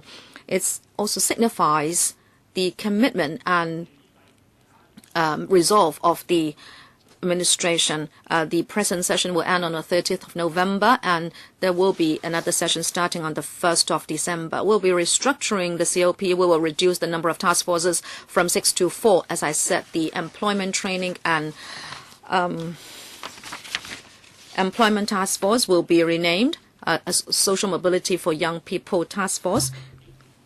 Will preserve the special needs groups, the CCF group, and also the SIE fund. But then the Social Security and Retirement Protection Task Force will, in a way, be terminated. And we'd like to allow the COP itself to look at Social Security and Retirement Protection direct, because, in fact, many members have already joined that task force. Chairman, that's basically the report on progress and the way forward. You gave me 8 minutes. Can I come back and respond to the views of the deputations? How much time do you need? Please give me a little time, maybe 6 minutes. I will try to be precise and concise. Maybe when members ask questions later on, I'm sure I can supplement my replies when I answer members. Well, maybe members will be asking the same questions anyway, so why don't you wait until you answer members' questions? We only have 4 members today. I'm sure you will have ample time replying to members. I have Kwai, Leung Kwok Hong, Chen Yun Han, and Ten Ka Piu, and also Raymond Wong. 4 minutes each, including replies. We have ample time today, and perhaps we can have a second round, and deputations can or may have a second round. And if we ask you, maybe you can think about expressing your views again. Kwai Keung, thank you, Chairman. Good morning. Thank you, deputations, for coming along. I can see a lot of young faces. I believe most of you are social workers. I am a social worker myself, and I understand what you are telling us. I believe we can talk about a few things together. In fact, some members of the community are in dire straits. Now, how can we help them?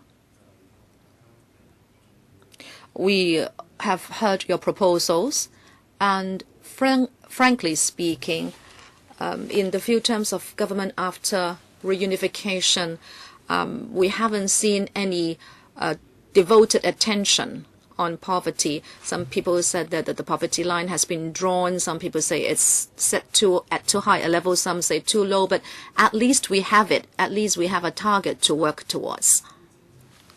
Let us spend some time on observing the present situation and what is lacking. You mentioned employment for the disabled. You say the employment rate is on the low side. The income for disabled people is on the low side. Well, it's good that we have got this observation. But then what is lacking? Let's see. You mentioned the LIFA, which is urgently needed. It has been set as a policy for a long time and is still waiting in line at the Finance Committee.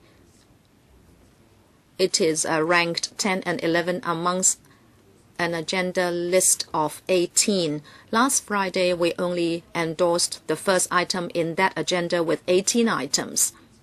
Now, some people said that the administration should be swapping the items around, but the administration has its own ideas. But as a legislator, I'd also like to explain to you that, in fact, all 18 items are important.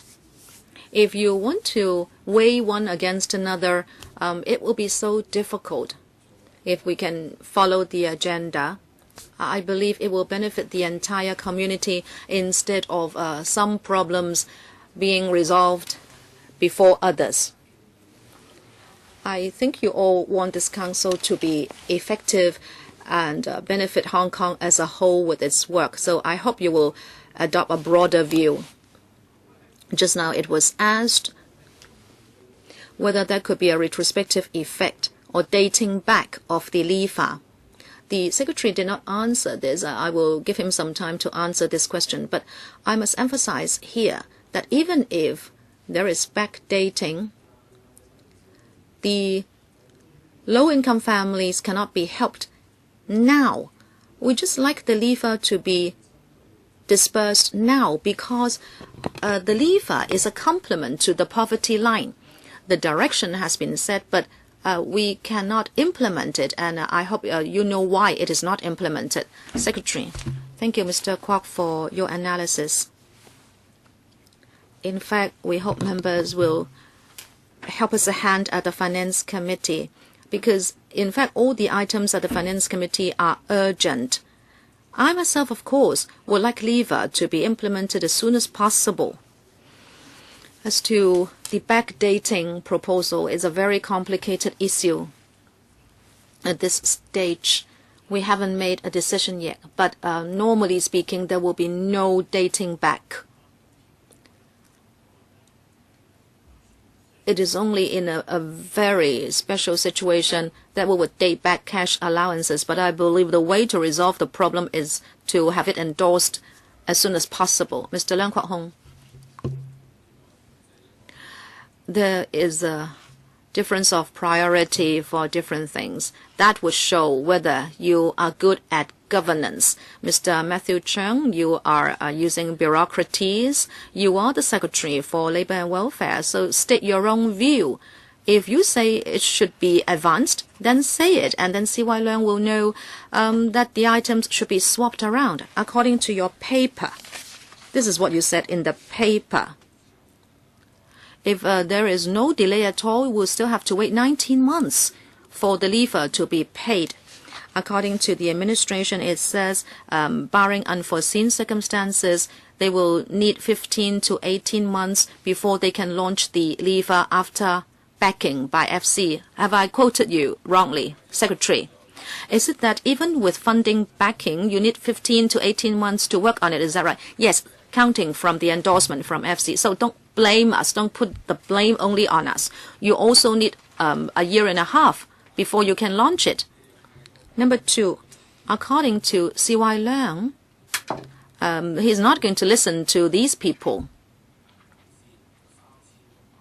The poverty line is drawn at $3,650, which is 50% of the household medium income. And if you multiply it by 2 and then by 2, it will be squarely $14,000. CY Leung said those who earn less than $14,000, if they are given a vote, then the votes would be gravitated towards them. So is it this kind, a kind of alms? The poverty line is set at $3,650, but even if it is multiplied by 4, those people will still not be able to have a vote. These people are represented here because you have the COP. No, not because of the COP, but because we have a subcommittee and we have invited them. They have not been invited to the COP. Ask CY Leung to repeat this. Those who earn less than $14,000, he said, then if they are given a vote, the policies will be gravitated towards them. Now, this is a kind of charity in a way because you are setting the poverty line at 1/4 of $14,000. So, in fact, you seem to be saying that you don't need to listen to them. You set the poverty line, you set the SMW. Even if people work flat out, they will not be able to get more than $8,000 a month. That is why we need the SMW. People cannot support themselves with SMW, and that is why we need the low-income subsidy, because they cannot support the family. But all this is your creation. We did not do anything with this. Would you like to give him some time to answer the questions? Well, he doesn't need to answer me. He is earning $280,000 a month, and he can vote 20 times. Is that right? I can tell you that we have the umbrella movement today. It is a struggle between the rich and the poor. Let me tell you this. You dare crack it down. After that, and if you don't resolve the deep-seated conflicts in Hong Kong, which is the poverty issue, you will still be in a whirlpool. I dare you to do it. I'm waiting for you to crack down the movement. I dare you to arrest all the poor people. They will never have a vote in prison.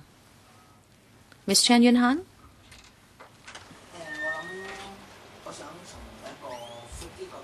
I like to look at this from a broader angle. Just now, the deputations spoke. Now, how could all this go back to the government departments and be turned into policy? I think we need some new thinking at the government. That is to say, through this 20, 30 years of fighting for it, and now we have the experts' report. I think the government, it's time that the government think about it. If you say that, oh, we do not actually want to put anything into implementation, we just want to do the round, so to speak, then I think there will be a huge response among the people of Hong Kong, in particular for those aged who need the government assistance so urgently. Well, Hong Kong has changed. If Hong Kong government is only adopting the old mentality of working against the civic bodies, then, well, of course it is not you, Mr. Cheung, not you personally, but I think the government will have to change its mentality. There is an organization from Tin Shui Wai, and which is the same as the Federation's thinking, and that is, who wants your subsidies? Who wants this kind of welfare? Who wants these social measures? What they want is to use their own efforts and find a job. So they want a job, they want work. And the community have done a lot on their own, and the government will have to help facilitate them. Why have we spent so much time, but when the community meets with problems, the government is not able to help them where it means most? Land is very important in that regard. Yes, you're saying that the government had coming up with certain parcels of land, but on the other hand, there is still a big gap with the community aspirations. Well, I have asked my colleagues even just before I came down to this meeting room, and I was asking how we can listen to the community. Well, we have had deputations, and we have had deputations, but how can we really help them solve the problems? And the NGOs, the community bodies, what they lack is basically land. We have to solve that problem. Is my time up? Do you want him to answer? Do you want him to respond to your question? You have to allow time. Well, perhaps Mr. Cheung is not able to answer on the spot. But actually at the meeting yesterday with their department, I said that the government will have to change their mentality. I worry that otherwise there can be no alleviation of the problems. Let us not talk about what's outside of the LegCo. Let us talk about what's coming, what we are doing inside. Do we have a dialogue with the government? I think it is, if we leave it to the LegCo for this kind of discussions, it is difficult to come to any fruition.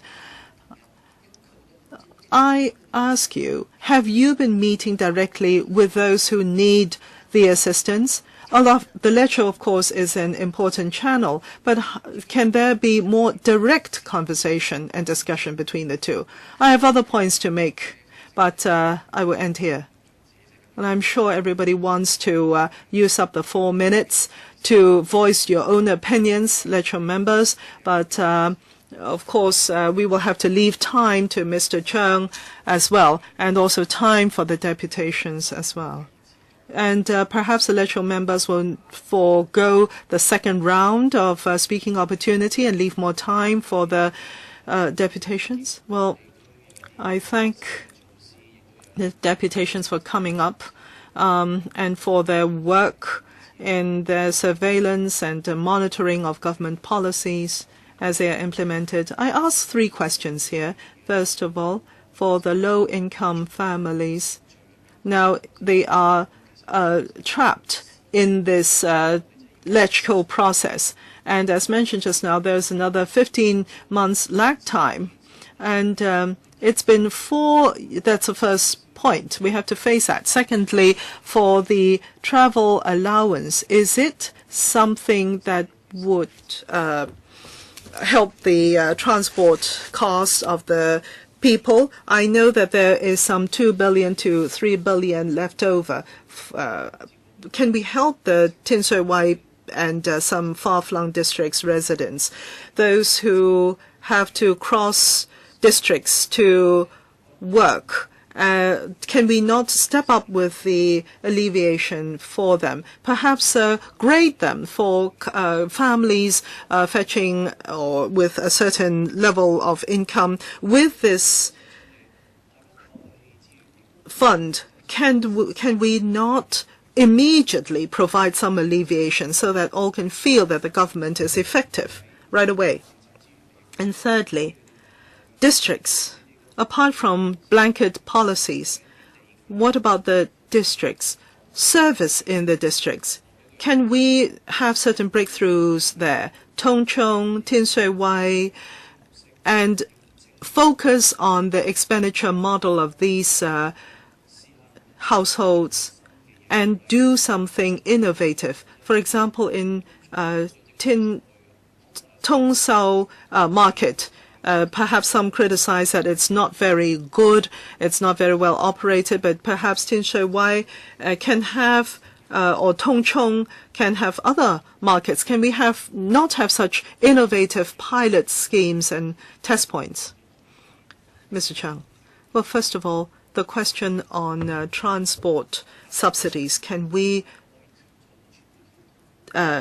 do something there right away? Well, first of all, we have just started our review on transport subsidies. We need a bit of time, and I worry that, in fact, there is not much time left after the review process. And I think if for low-income family allowances lever, I hope that we can process at ASAP according to the timetable and to introduce that as soon as possible. But the 15 months, well, Mr. Chung, the 15 months is because you want a new system and a new department. But for the transport subsidy, it is the same system. All you have to do is to raise the subsidy. All you have to do is to increase the amount. It will only take 15 weeks, perhaps.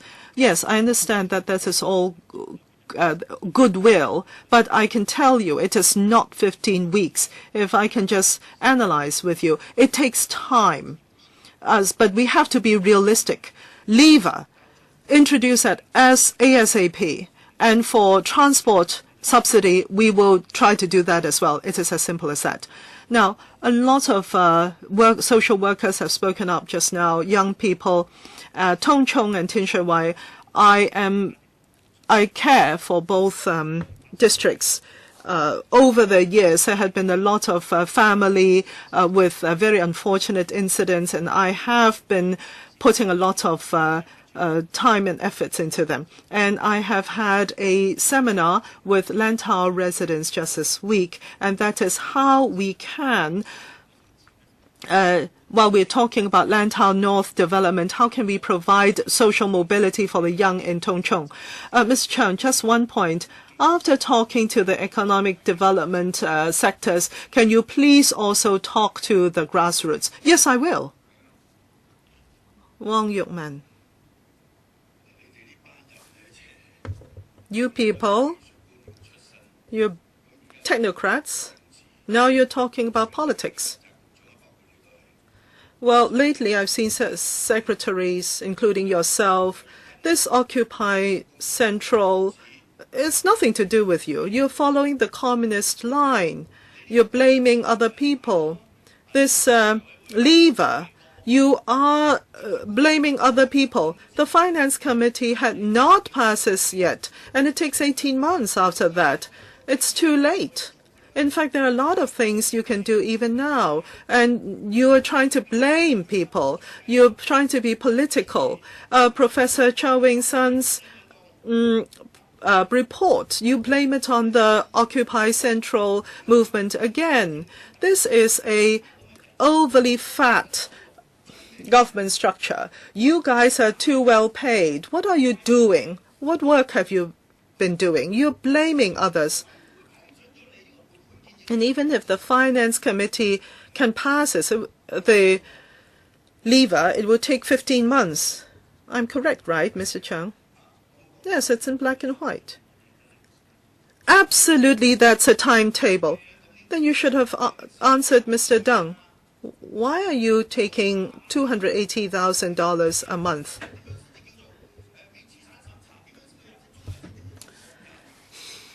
And you have to think about what is the poor. Now, you have already been wrong in transport subsidy. Minimum wage. And I've been asking my friends, what's their minimum wage in Taiwan? 120 NT dollars. That's over $30 Hong Kong, which is about the same as our minimum wage. But in fact, the Taiwanese income, average income is lower. Their transport fees are lower. Their rentals costs are lower. What kind of minimum wage are we talking about in Hong Kong?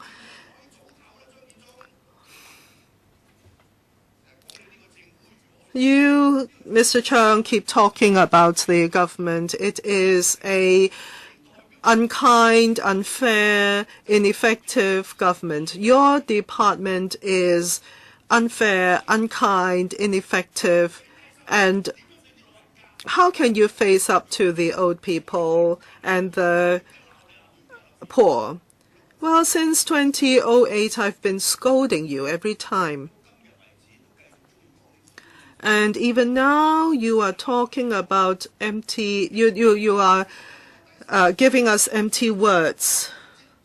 Well, the 15 months or 18 months, you blame it on other people. You said that it's supposed to be in July when it should have been passed at the LegCo, and now it's 24th of October. Why cannot the government expedite things? Now, that's what you say, right? Expediting things. Why do you want to put the incinerators in front of this agenda item? Because you want to have a fight.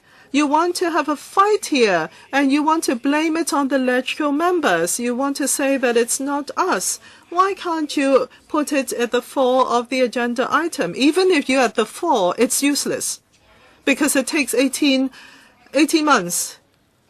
The filibustering would not delay you for 18 months or 15 months. This low-income lever will be passed at the Finance Committee right away. Who dare stand in its way? But you want to blame it on us. And that is why you are uncaring, unkind. Go back home.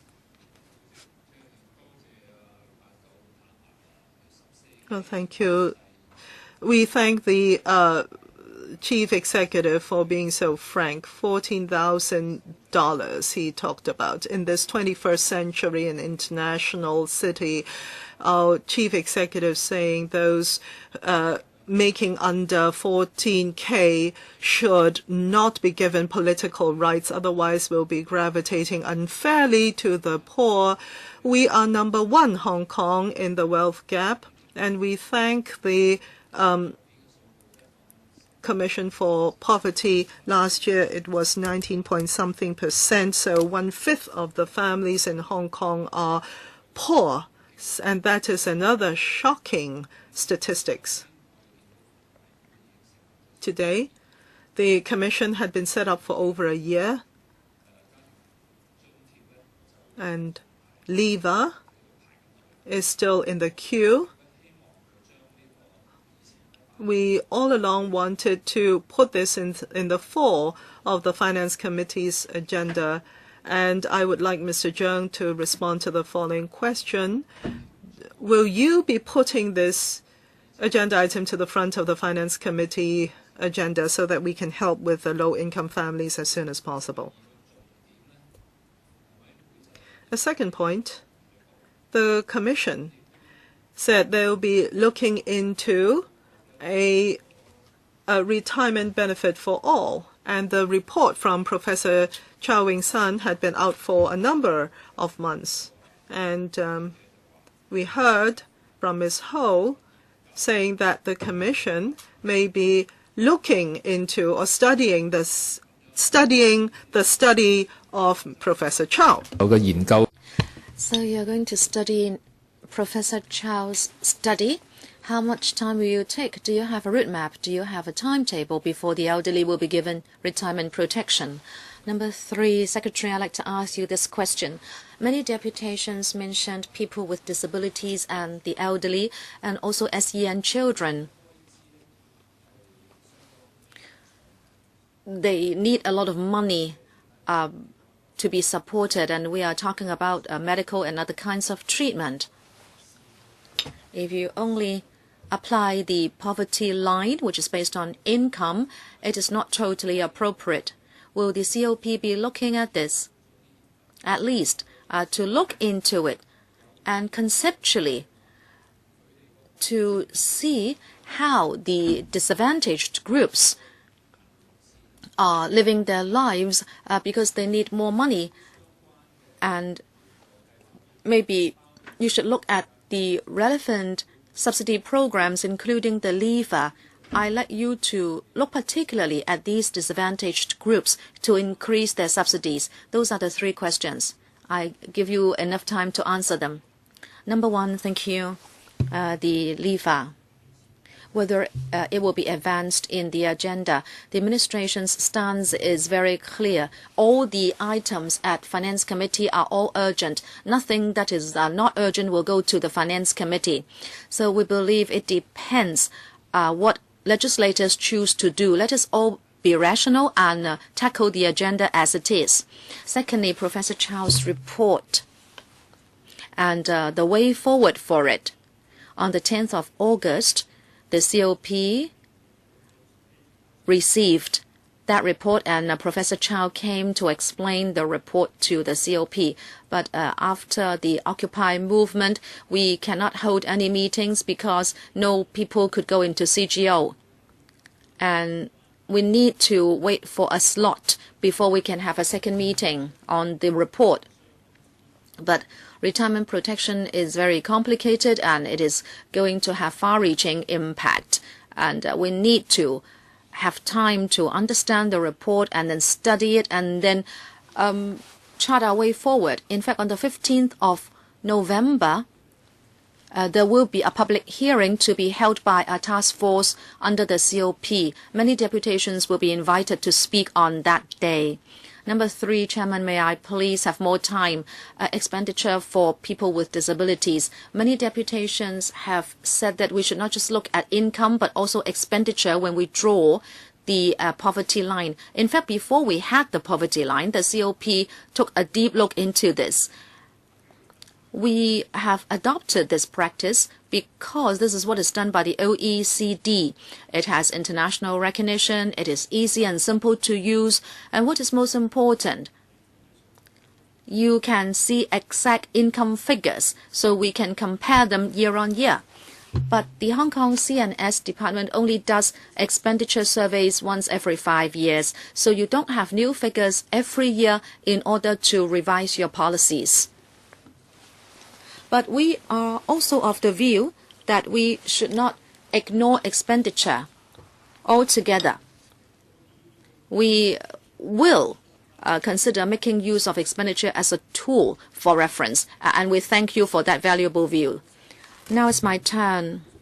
I have 4 points on this paper, review and way forward. Number one, I have two things which I'm very unhappy with the COP. One, the poverty line. You only have one line with one definition. It can never be fair. It can never be convincing to the public. At least you need two. Some deputations mention three. When you do a review and chart your way forward, I don't know whether the COP will revisit the poverty line. You have got the poverty line now. Are you only taking stock of what you have done after you have had the poverty line? If you do that, you will be able to measure the effectiveness of your policies vis-a-vis that poverty line. But then you should also try to see whether one poverty line is sufficient. Number two, I like to have some indicators. Now, the poverty line itself is just an indicator. It's not a target or objective. So how do you position, how do you put a value to the poverty line, because it is just an indicator? Many deputations also ask for a target of work instead of just having an indicator. Or else you will not have the incentive you need to tackle poverty. Number three, universal retirement protection. I have always felt that you have not shown any sincerity towards having universal retirement protection. You have been perfunctory in your attitude. You have not shown any resolve in tackling retirement benefits for the elderly. Professor Chow has mapped out a few options, and especially the one coming from the community. There will still be money left after 30 years. In other words, it is sustainable.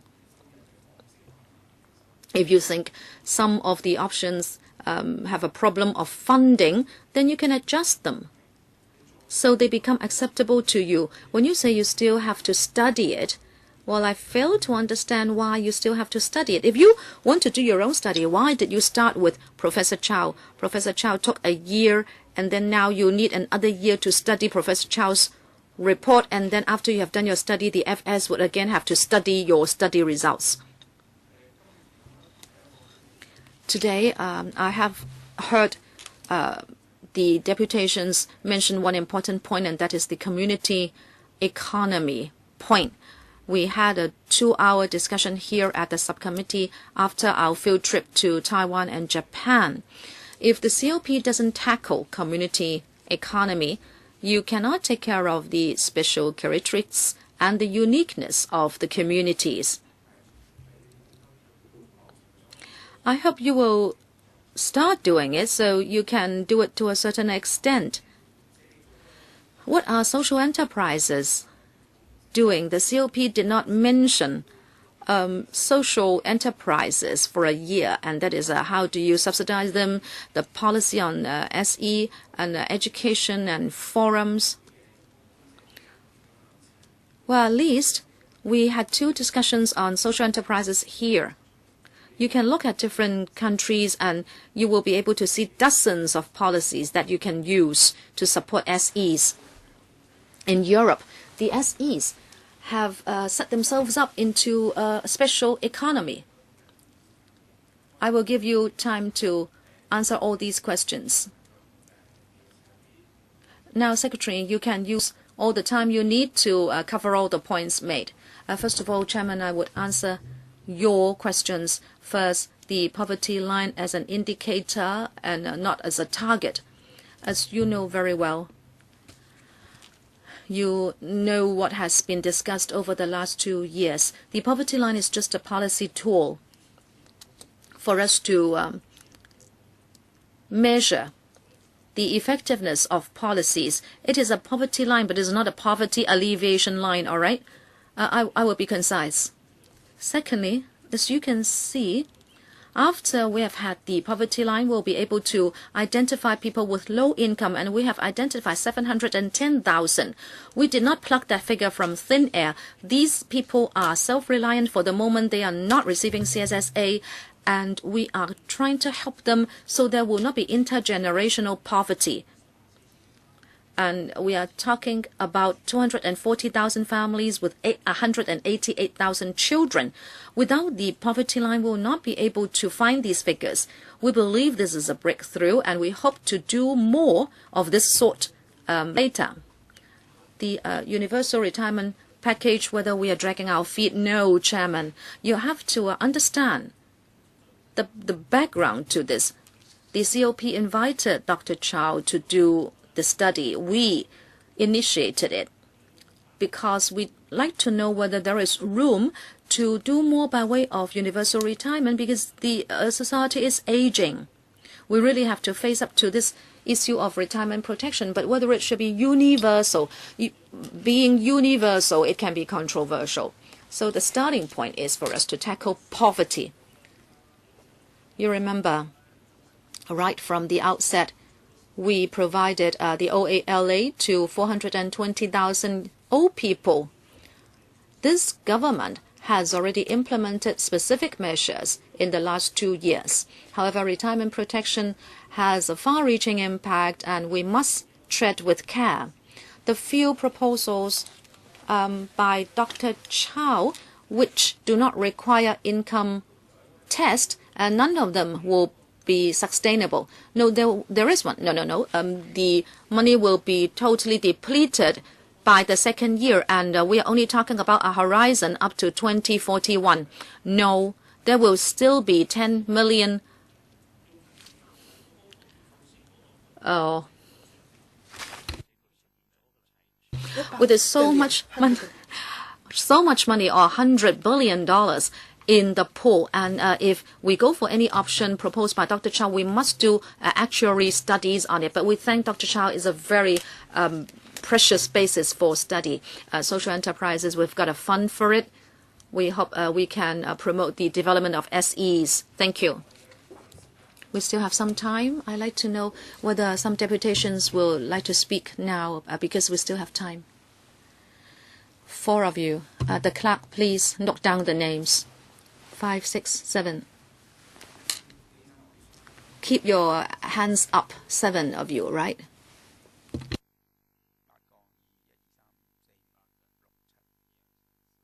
7. I have counted 7. Or 8 in total. I'll give you 2 minutes each. And then finally, the Secretary will have the chance to respond. And if you still need more time, we can extend the meeting by 15 minutes.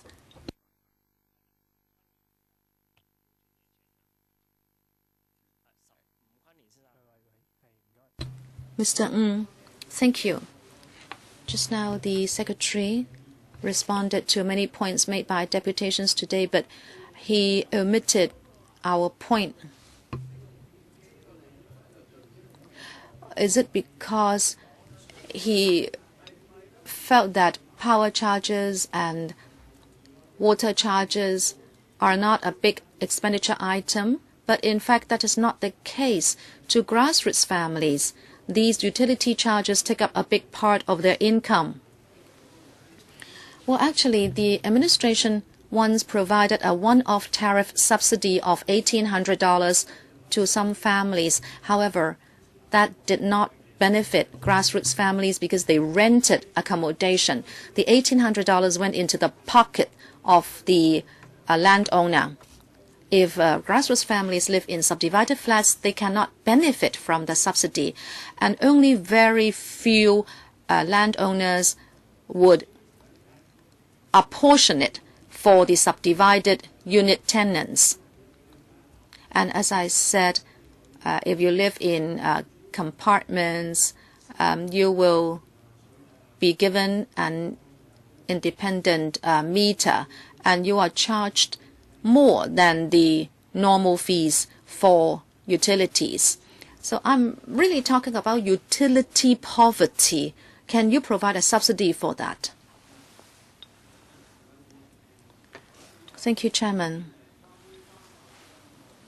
I'd like to talk about the CCF.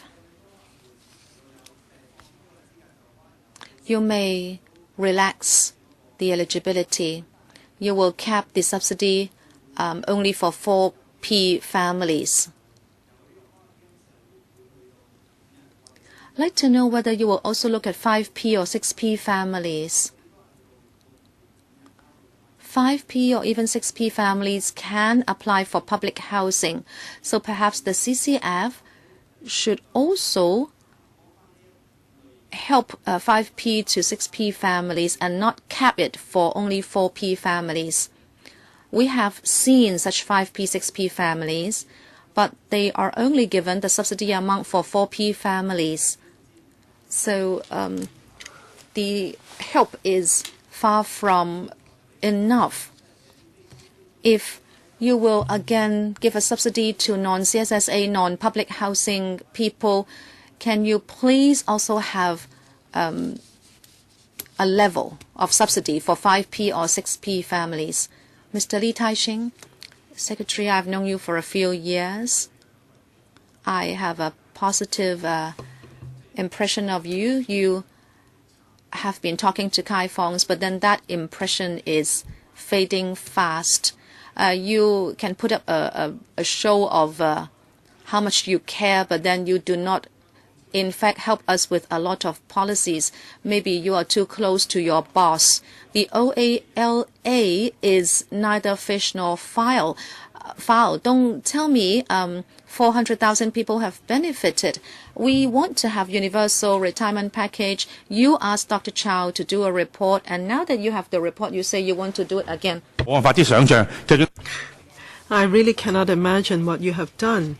I mean, the civic bodies, even if we commission people to do or professionals to do something, we won't treat them like this.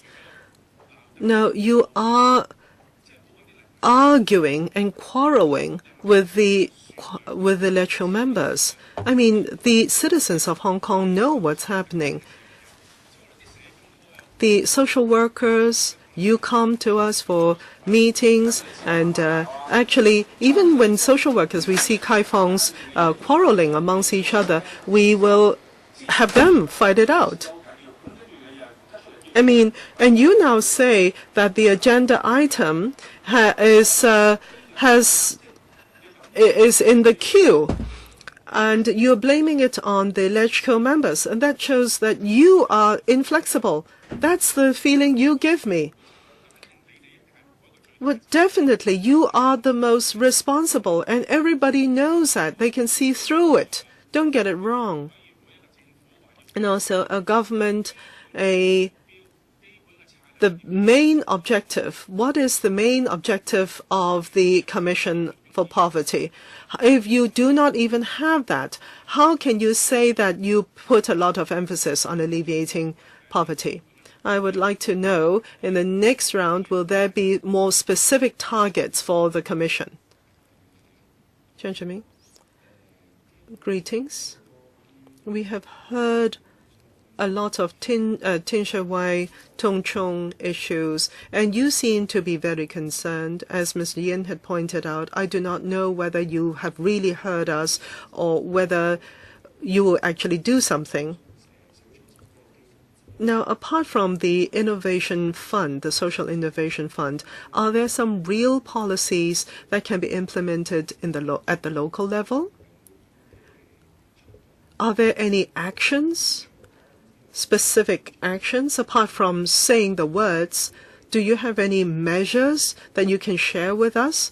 Now, you have heard a lot of views. For example, small-scale manufacturing, production, small markets. These are all very good economic activities for serving the local community. Do you have any response there? Ms. Hello, Yan?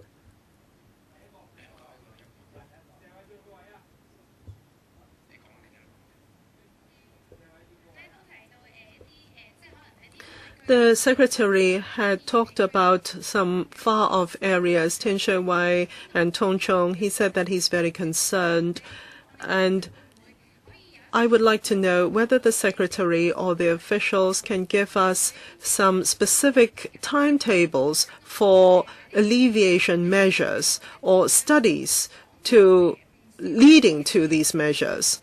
A lot of the friends in the room just now have talked about skills and talents of the kaifongs and residents in the local areas. They can do processing, manufacturing, and farming to a certain extent. But because of certain limitations, for example, they do not have the space, they do not have the capital, and also other policy assistance.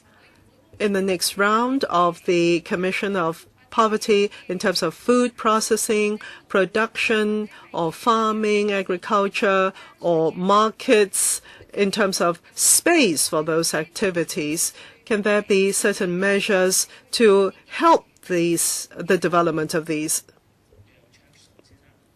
Yang Chek-shun. Greetings, Mr. Secretary. The Secretary gave us a lot of data, statistics concerning families, etc. I hope that you will seriously look into these figures. These are not just numbers. Each one of them represent parents, children, families, how they have been trying to survive in the system, how they have been trying to fight for the best for their children. I have two questions here. Mr. Secretary, you said that you'll be going to Tongchong area to talk to the kaifong. I give you the chance to invite me in the next 1 to 2 months. See if you'll be able to come to our local residents, come to the midst. And in particular, the Yatong estate. Secondly, in the coming days for the Commission, will there be a district-based working group set up for each of the districts so as to understand the particular issues of the districts, comprising government officials under the leadership of the government and comprising kaifong representatives to come up with measures, poor alleviation or poverty alleviation measures fitting for each of the districts?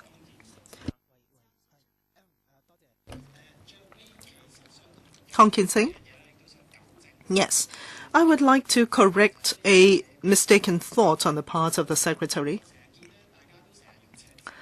I often see the word used or the term used, social innovation, but these are not innovative. In fact, they've been brought up a long time ago. We're talking about hawkers, we're talking about local production. They've been around since the 1980s. They're not innovative. We're just going back. Social innovation or social enterprise, we are talking about local economics. Let us not name them social innovation. These are basically just localized production, local economic systems. And these are not just about social enterprises. They're cooperatives and a series of economic systems.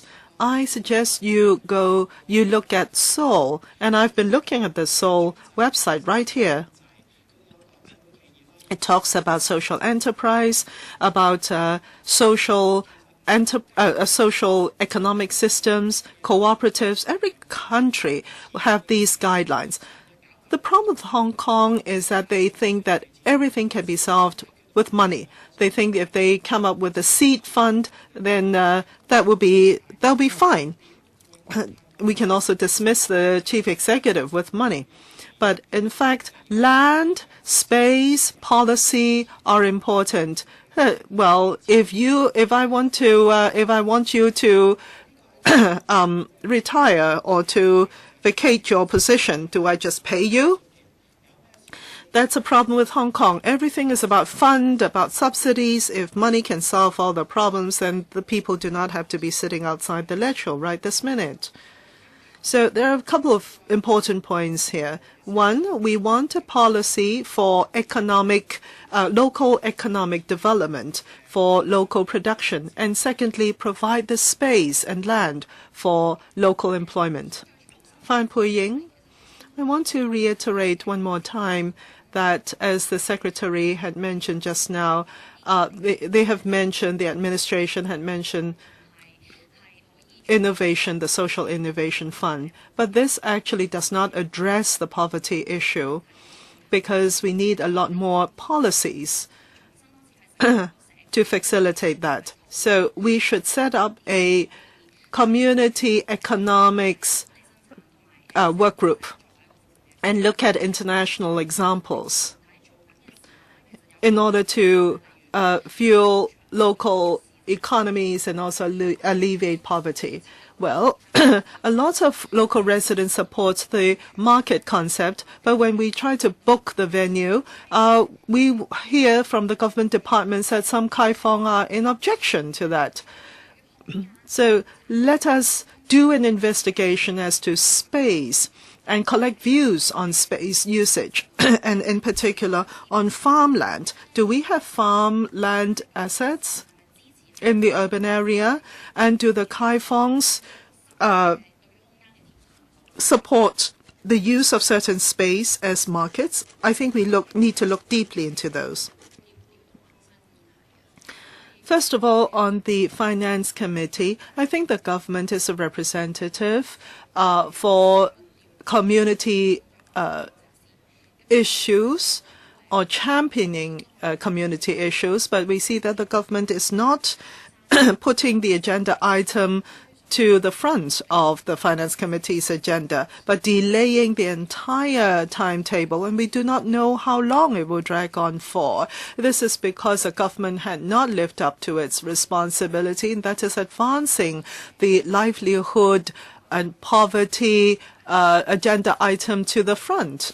Can you promise us here and now that that it will be retroactive to the allowance be retroactive to the end of this year, no matter the timetable of passage? Well, they have raised very focused issues. Can you be very focused in your answer, Mr. Cheung? Just now, the last round, they were more questions in principle, but this time round, these are very pointed and focused questions.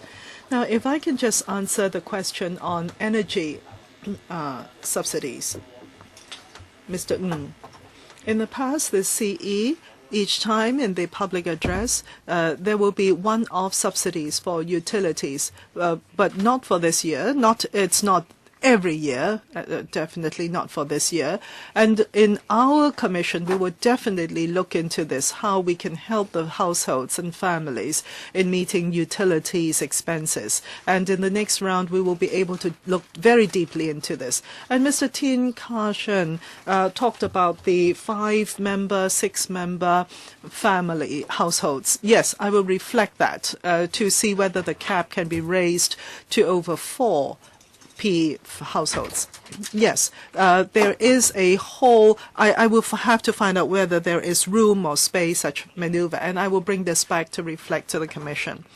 And Mr. Lee Tai-shing talked about the lever, flexibility, and also the objective and policies of the Commission for Poverty. And let me emphasize that in this present government, I really want to solve the poverty. I really want to help the grassroots as much as possible.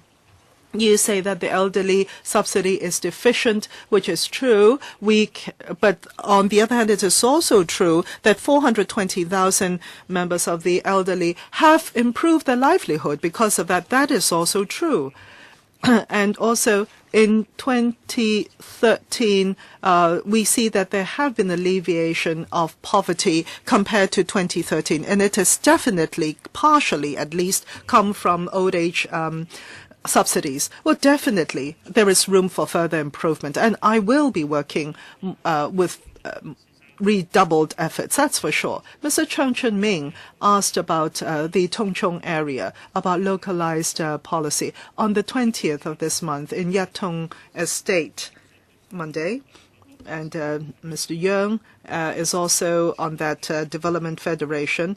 Tung Chung and Yat Tung in particular needs help for the grassroots. And on Monday in the estate, we convened or we opened our 13th labor center. And we purposely wanted to open that in the Yat Tung estate to help the Tung Chung grassroots families, and also to coordinate the Disneyland 360, Discovery Bay and airport resources so as to spearhead increased employment. When I'm in Tung Chung, I would definitely seek you out. Leave me your telephone number. And your friends, social worker friends, give me your advice as to how we can help the grassroots further. Miss Pang Lok Yan. There's a theme which has come up time and again, Ms. Fan, concerning localized economy. I am in support of that. Each locality, each district has its own problems and its own characteristics. It must not be a cookie cutter. Transport, etc., are idiosyncratic to the individual districts, and we can definitely work harder focusing on the special characteristics of the districts. I think today I've heard that as a theme, and to me that is very inspirational indeed. And, Mr. Chairman, I think I've responded to all the questions. Members, second round, please. Mr. Chairman, I heard the Secretary. He said that he will bring back a lot of the views. But he is a policy maker, isn't he, Mr. Cheung? He's not a mailman. But of course you have to respect the Commission. I know, I understand that. But I do hope that there will be positive response to the views raised today. And I heard the Secretary saying that there will have to be detailed discussions and studying for retirement population-wide retirement benefits, but I still do not hear a timetable with regard to Professor Chow's very clear and specific recommendations. You said that on the 15th there will be a meeting. That's very vague. I'd like you to be more concrete about the proposals made by Dr. Chow's report, how you're going to do it and when. Secretary. As I said earlier, on the 20th of August, the COP had a first meeting receiving an introduction from Dr. Chow. We had wanted to have a second meeting, but we were prevented by the Occupy Central movement. We could not use the CGO for that meeting. We are trying to find a date for another meeting now. There is a lot more to be done, and we are very concerned. We are not happy with that report only. On the 15th of November, I will be there for the whole day to listen to views of the deputations. We have invited the welfare, the labor sector, and also grassroots people. Well, still, you haven't answered me. I know you will be listening to views. You have done so for over a decade, and the CPU has done a lot of studies without releasing them.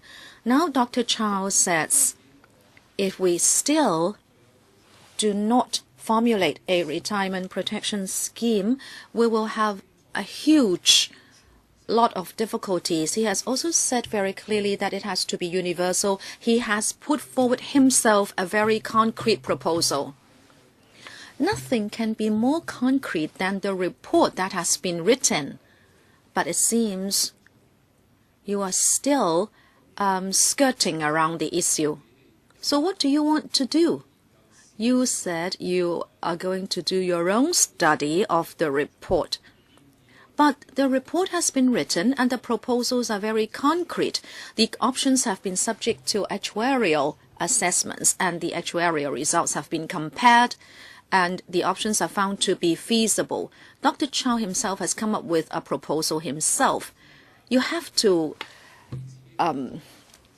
express at least a position. If you don't like the report, it seems you are dragging your feet. We need a timetable. Elderly poverty is serious. According to Dr. Chow's figures, this is also an official figure, the poverty rate is 40-odd%, and even if there will be more welfare going to them, 1/3 of the elderly are still poor. What are we waiting for? Secretary, you will have some time at the end to answer all these points. Mr. Leung Kwok Hong. Mr. Chung, be careful with what you said. How can the Occupy Central movement stand in the way of your holding meetings? You mean people cannot take transport here? Well, walk here. Many people can walk to meeting venues. You are here today. No more nonsense, please. The biggest issue is, as Dr. Chow said, he doesn't know where to get the funding. Well, you just solve that problem of funding. Ask your boss, your superior. John Tsing has put aside $220 billion in the Futures Fund. But as an official working for the benefit of the people, did you say no to that? $220 billion have been put aside in the Futures Fund, so we can't have universal retirement protection. Did you say that won't do? And if John Tsing doesn't listen to you, did you say you will resign? We did not have the umbrella movement before, but you have never been able to do anything with the universal retirement package, so you cannot blame it on the Occupy Central movement. We only have had this movement for a month. Okay, I grant you that you were not able to do anything within this month, but as an official, you have to respond to Dr. Chow's report. I think Dr. Fernando Zheng did not put it right. Even if you respect the COP, you can still do things that is not within the jurisdiction of the COP. The COP cannot take the place of the entire government. If you are determined to do something, no one can hold it up. I have said many times, the government can do anything except turning a man into a woman. Don't use the COP as a front. I am saying, if there are things that can benefit people and yet they are not done, the COP has to explain why they are not done. And if the COP's jurisdiction doesn't cover certain things that should be done, then you should do it, because the COP cannot hold you back. You understand? I say it again. The COP has no jurisdiction to stand in the way of the government and prevent it from doing good to the Hong Kong community. The government has the duty to explain to the Hong Kong public why you don't follow the proposals of a report written by somebody commissioned by you. If you can't do it, you should resign. You commissioned the study, and yet you don't follow the study report's recommendations. You only use it as a front and say that the COP hasn't studied it. This is quite shameless. Okay, I'd like to make 3 points. Secretary, you remember, in Dr. Chow's report, there are 1+6 options. All of them have been subject to actuarial studies. One of the options has been regarded as sustainable because there is always money in the pool. I have to declare my interest, and because I belong to the group coming forward with that option. Just now you said that all the options will make a loss or sustain a loss. I would ask you to look at the report again, because that is not the case. That particular sustainable option talks about using profits tax in order to make the option sustainable. If you say the burden would be too heavy for business, then Dr. Chow himself talked about salaries tax. So perhaps you can make use of both profits and salaries taxes. And you can look at all possibilities. That I can accept, but if you say you study the report, does it mean you will study the 7 options or one of the 7 options? Or are you going to throw out all the 7 options? So when you say you want to study the report, are you going to study Dr. Chow's personal option or proposal, or are you going to look at all the 1+6 options? I think you are showing a lack of confidence in Dr. Chow if you say you need to study that report, or else you are just dragging your feet. Number 2, the LIFA. It is standing in the queue. You say all the items are important. Then you should go for the easier ones. If the incinerator and landfills are as important as LIFA, then you should know that many members would argue about incineration and the landfills, but nobody is going to argue about LIFA. So go for the easier ones first. You shouldn't be trying to fool us. You cannot fool us because you can go for the easier items first. Number 3, the deputations have been mentioning community economy. In overseas countries, they also have cooperatives apart from social enterprises. But you should immediately attend to it. Even if you have the innovation fund, etc., you are talking about high-end technology support. And you seem to be talking about allowing people to make a modest profit. And so you give the incentive to people to engage in innovation. But I'm talking about a community kind of economy. They don't want money from you. They want you to create a platform for people in the community to start their own business. Secretary, can you use 5 minutes to respond to these points? Yes, I will respond to these points and also address a question by the deputations. First, I'd like to reiterate again. Talking about universal retirement protection, the government has an open mind towards this. We care a lot about elderly poverty, or else we will not initiate that study. But as you know, you're on the commission. We have had just 1 meeting. We just had an understanding into the report. We don't even have a deep understanding into the recommendations. The COP must take a very close look. We are not talking about the transport subsidy. We are talking about universal retirement package. It must be acceptable to the community. It must be sustainable. You talked about the alliance proposal, saying that it will be sustainable even beyond 2041.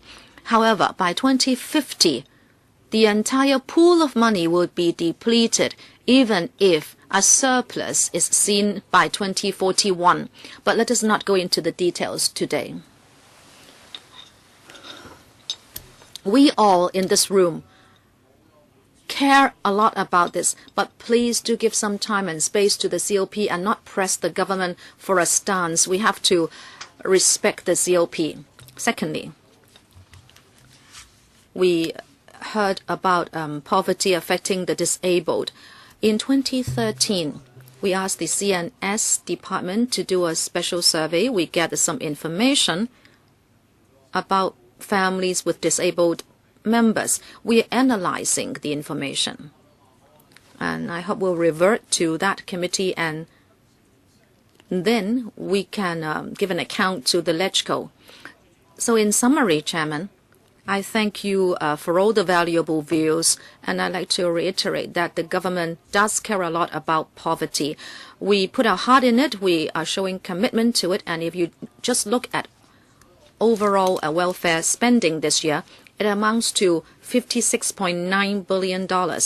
And every day, 18.5% of our expenditure is on welfare, and 21% on education, and 17% on medical expenses. So poverty, the elderly, the young, we are all working on these fronts so we can build a fair society. This is our target. Please do not doubt our sincerity. Poverty alleviation is not public relations. If that's the case, why do we draw up the poverty line which is binding on ourselves? That is because we want to do something concrete for the society. Okay, we have a minute more, but I think the meeting is drawing to a close, and I thank the deputations for coming. The next meeting will be held on the 27th of November. We are going to talk about women poverty. Meeting is adjourned. Thank you.